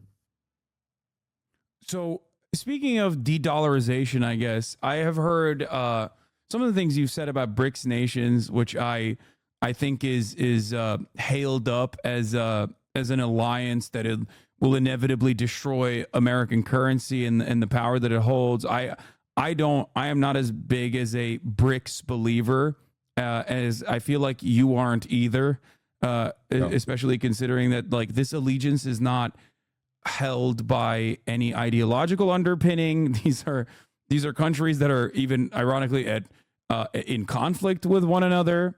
At least the I and the C are in conflict with one another with regular frequency. So what do you have to say to the BRICS defenders? Like, what is your assessment for those of you who don't know in the chat about the development of BRICS? While you also answer that, I'm going to run to the bathroom real quick if you don't mind. Go ahead. I will talk to our audience. Go ahead. Yeah. There's 25,000 people listening to what you have to say. Oh, hello, 45,000 people. Okay. So I think that establishment commentators on the right, underestimate the importance of the BRICS. And my left-wing comrades overestimate the importance of the BRICS. We have. I mean, I would like to see that happening, except that I don't believe it will happen. We would like to see an alternative pole of socioeconomic power and geopolitical power emerging in order to counterbalance American imperialism. And, those who still yearn after the Soviet Union, who are nostalgic about the Soviet Union with all its faults, as Hasan said, and they thought that, quite rightly so, that it was a counterbalance for the United States power. And they would like to say, okay, well, BRICS is the new USSR. Well, it isn't. And I think Hasan mentioned some of the reasons why it isn't. There is no common political economy. What is the relationship between the political economy of South Africa, Saudi Arabia, which is now entering the BRICS, Russia, India and China, they are just completely different kettles of fish. They are in conflict with one another. The most important aspect, however, of BRICS is a common cause they have, and that is the fear of what I was saying before, the power of the United States bestowed upon the United States by the monopoly of international payments. So if you want to make international payments, you're stuck with the dollar these days. The Chinese, again, as I was alluding to before, the Chinese have created a new superhighway for international payments, which Indian oligarchs, Saudi Arabian oligarchs, Russian oligarchs, Indonesian oligarchs, Malaysian oligarchs, of course, people from, the sheikhs from the United Arab Emirates, they would like to have access to, just in case. This is hedging their bets. They don't want to put all their eggs into the dollar system. That is what, if you look at the BRICS now, what is the interesting part of what the BRICS do? It is the BRICS payment system, which is an alternative to SWIFT. It's an alternative to the dollar system. That's very interesting. What else are they doing, which is interesting? They're creating an alternative to the IMF for the purposes of lending. Before Milei was elected in Argentina, one of the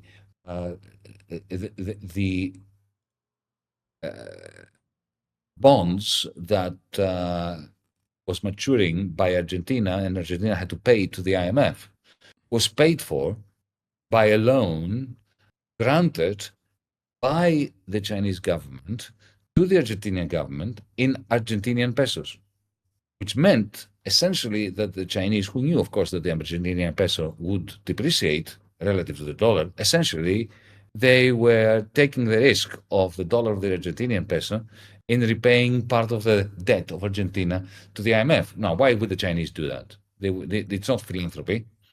It's an attempt to bolster this alternative payment and banking system, alternative to the dollar. That is what they have in common. Now, people say, oh, Yanis, does this mean that this is going to be a common currency? No, there can never be a common currency. To have a common currency, you need to have a common capacity to tax, a common capacity to borrow. So for me, the BRICS is an interesting experiment whereby the C, China, creates the financial system, and the B, the R, the I, the S, and all the other letters representing countries that have not entered the BRICS yet, but are in the process of entering, including Saudi Arabia and so on, will be using that system. Now that, friends on the left must understand, is not an alternative ideological bloc like the USSR was. It has very interesting repercussions regarding the monopoly of the dollar and therefore the American capacity to project geopolitical power around the world. But it is work in progress. There are interesting aspects to it, but there's no guarantee that working people are going to benefit from it. Because let's face it, all these capitalists in the BRICS countries still have most of their money in the dollar system, and they want to keep it in the dollar system. Because if you are a producer of BYD cars in China, one of your investors is Warren Buffett. You want to sell them to the Americans. Why would you sell them to the Americans? Because the Americans have a great trade deficit.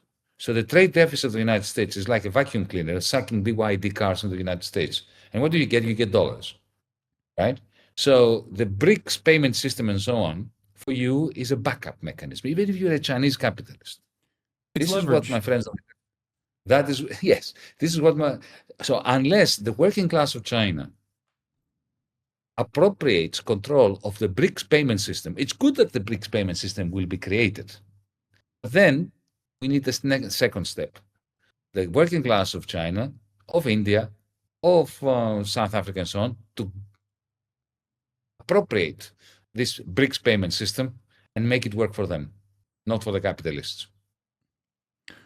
Yeah, I mean, maybe with this therein lies the question of whether there is a genuine ideological commitment to socialism presented by China, where they would allow such a thing to happen. If there's one country that, in my opinion, has the capacity to do such a thing, it would be China. I don't think it would be India. No. India, I feel like Well, is seen. it depends on how the class war plays out in China. Okay. It will depend who wins the class war in China. So, yeah. What do you think about this is not necessarily an argument, but it's just like something I think about a little bit with respect to comparing India's development to China's development and how differently things have played out. They're both to different degrees post-colonial countries in some respects that have been harmed by Western colonial interests, and yet one country seemingly is in the throes of fascism and is very much in favor by the Western capitalists as they present India not only as a emerging market but also as like a beacon of I guess capitalist development. They are I feel like they're definitely seen as like an ally by Western capitalists in a way that now China is not. China is presented as a threat, and yet when you look at the even development in China in comparison to no such even development in India, I feel like ideology plays a role there. No, I mean, or I guess like the interest of the government plays a little bit of a role there. But it does, of course, it does. Look, India is also a work in progress, but you're right. The fundamental difference is that it's not incorporated in the international recycling system, a system of recycling surpluses and deficits. India is a deficit country without a huge deficit, a lot of poverty. There is industrialization, but at the same time, there is so much cronyism and oligopolistic power, which is unchecked by government. It's a weak government. It's a government that only manages to gain such large percentages by essentially fermenting ethnic rivalries and oppression of one ethnic group by another ethnic group. This is not how the Chinese Communist Party did its accomplished its own management of the social economy of China. Already you see that before there was substantial development in India, the degree to which you have cartels forming that are extracting huge quantities of value from the middle class and the petty bourgeoisie and taking the money out of India.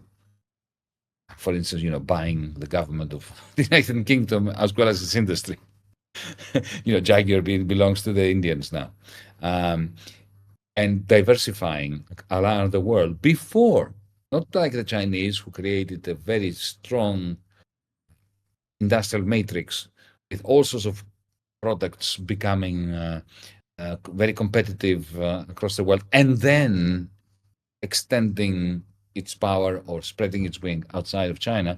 You have few oligarchs in India who are already taking their money out of India and using the fascistic government of Modi in order to keep everybody under a lid.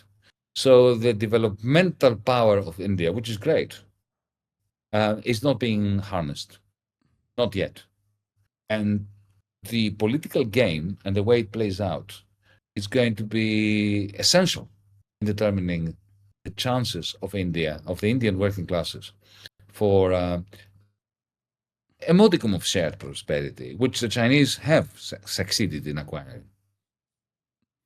Isn't this a testament that, or isn't this a lesson for Western nations to pay attention to, as far as, and it's one that I hear being channeled by the European Union, as a matter of fact, that state-controlled economies are impossible to combat impossible to combat in the global marketplace, especially if they reach a level of development where they can compete with where they, I guess, can compete with American interests and Western interests in general.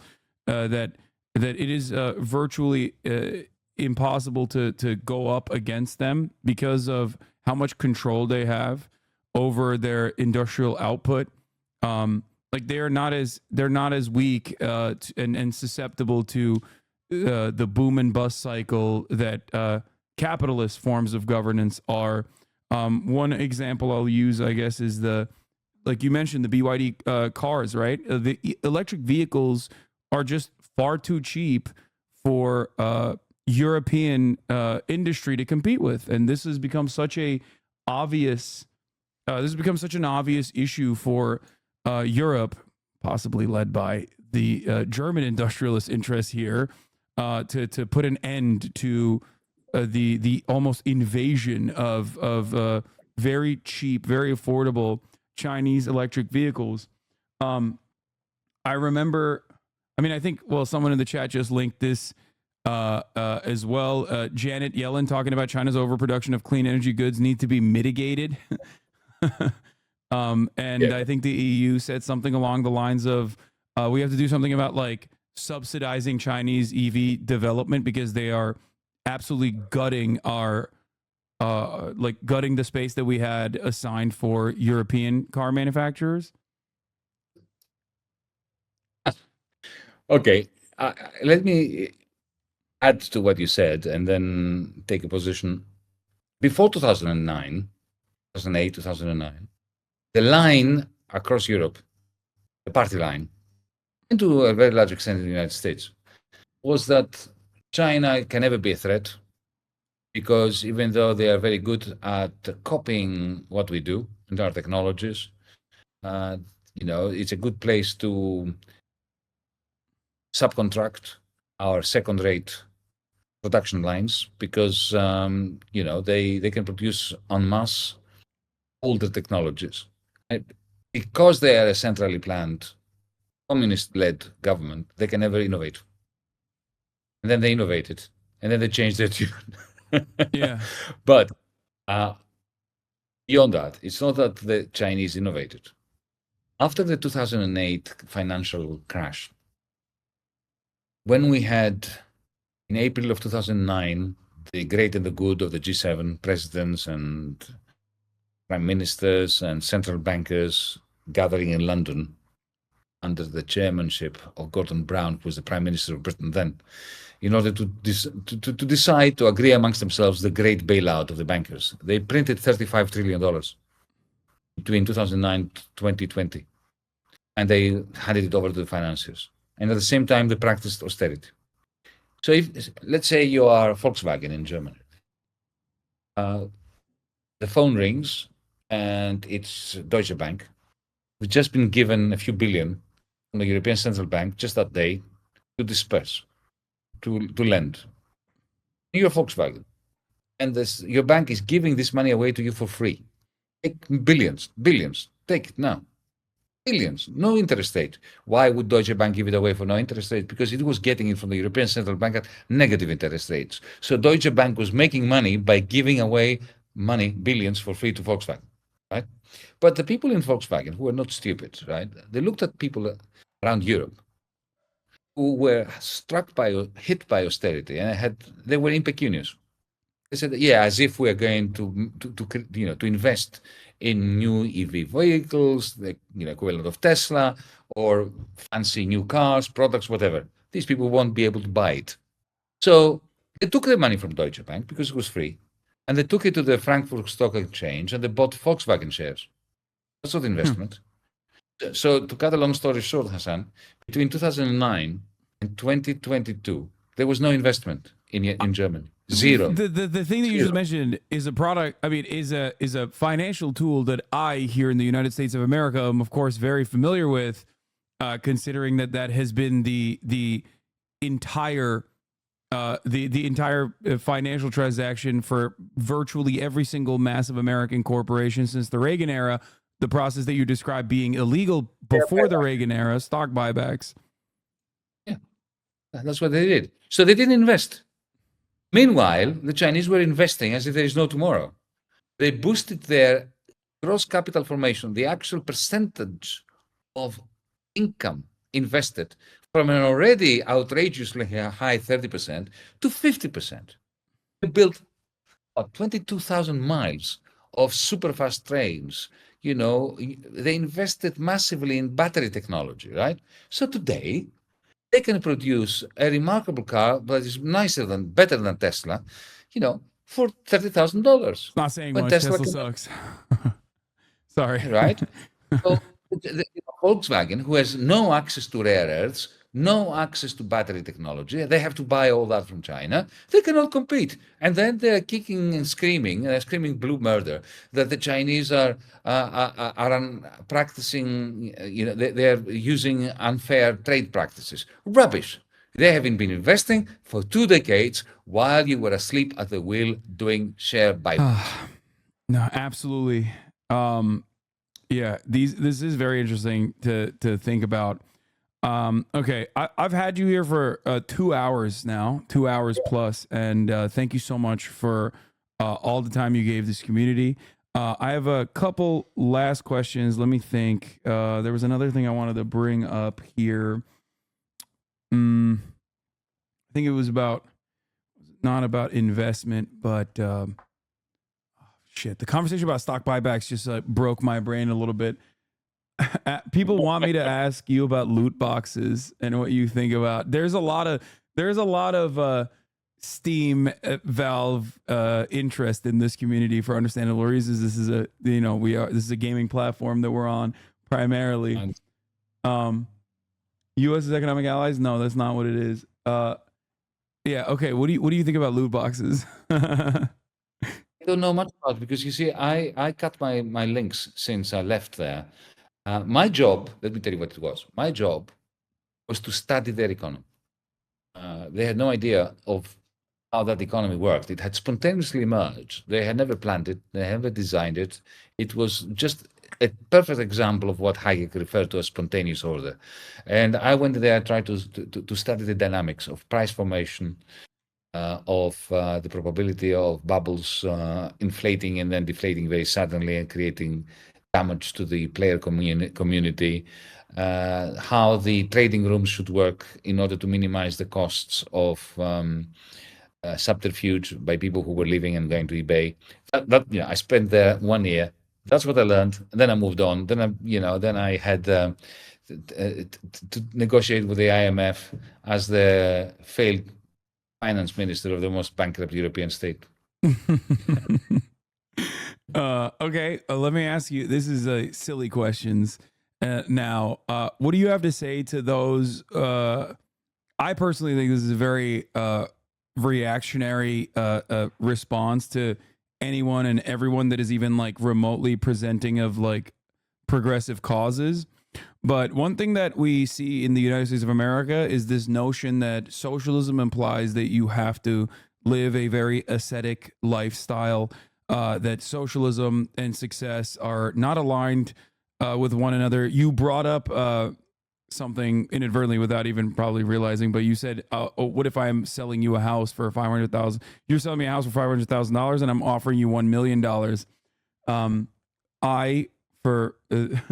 You probably don't know this, but I am an owner of a house. I'm living inside of it right now. This is seen as an unimaginable sin by those who have no understanding of socialism. What do you think about the notion that socialism and being successful or being affluent cannot coexist? Well, you see, the whole point about being a socialist is wanting everybody to be well off. Thank you. Not wanting anyone to be a victim of exploitation. Now that, in my case, I have a very nice house here where I am. I can see it's a wonderful kitchen. A very nice place, especially if you saw the view during the day outside. My privilege is bordering on the sinful.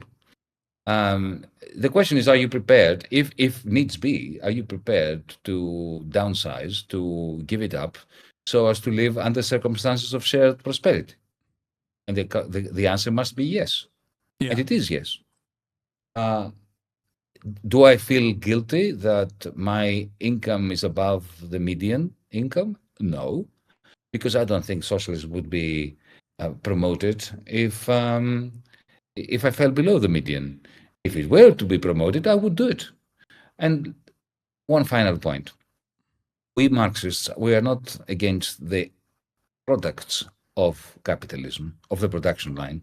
We are against the social relations of production, which confine ownership of those machines to the 0.001%, and the rest become slaves of that 0.001%. I'm not going to smash my phone because it is an instrument for Jeff Bezos, and I'm not going to smash my motorcycle, particularly my motorcycle, with which I'm in love, because it was produced by Yamaha. There I plugged Yamaha as well. And one final point, if I may. When we fought for equal civil rights in the Deep South of the United States, we did, some of us, or against apartheid in South Africa, or against what's happening now in Gaza. We were privileged. Well, you know what? It takes a little bit of privilege to have the time and the capacity to dedicate yourself to that struggle. Because if I were an Uber driver, driving 15 hours a day in order to put food on the table for my children, I wouldn't be able to have this conversation with you today. I wouldn't be able to write books. I wouldn't be able to agitate. I wouldn't indeed have the power to run for elections. Okay, so let's not fetishize wealth, but not fetishize poverty at the same time. To be rich is to be glorious, in the words of Deng Xiaoping. No, I'm kidding. No, but yes, we have another thing. We have another thing in common. Do you know what we have in common? What do we have in common? We've been speaking for 2 hours, and our dogs have been asleep next to us. Yeah, well, yours behind, mine over there. It's because I work her out in the morning, every morning. Well, your dog is sleeping because it's 1 a.m. over there, but my dog is sleeping because she ran a lot this morning, and I have to do that because I stream for 8 hours every day, agitating and propagandizing to the best of my ability. My dog does the same thing, during the day after a big run in the morning, a lot of zooming and a lot of sleeping by my dog next to me. So I'm familiar with your circumstances. Yeah. Well, Yanis, thank you so much. Thank you so much for coming on. This was phenomenal. I've been a big fanboy of yours for quite some time. I hope I wasn't too annoying. And also, I want to give a shout out to Ewout from the Netherlands, who's a big fan of mine, apparently, and was really keen on making this chat happen. It was a little bit difficult, I will admit, to go a little back and forth and secure a time slot, especially with the international time zone difference. Yeah. But I just wanted to give them a shout out. That's what DM25 asked in the DMs. And I am very glad that it happened finally. Are you coming to America anytime soon? Are you coming to LA anytime soon? Not anytime soon. We have European Parliament elections in June, and we are running here in Germany and Italy because we are true internationalists. We are the only people who are running in different countries at the same time. And after that, I think I'm going to collapse during the summer and head for the United States in the autumn. Oh, okay. Well, maybe, who knows? Maybe I'll be in your neck of the woods sometime. So is there anything you want to mention? Is there anything you want to plug before we leave? Two things, if I may. First, let's all remain vigilant about the slow murder of Julian Assange, my great friend who is in the Belmarsh prison, for revealing the crimes our governments have committed in our name behind our backs.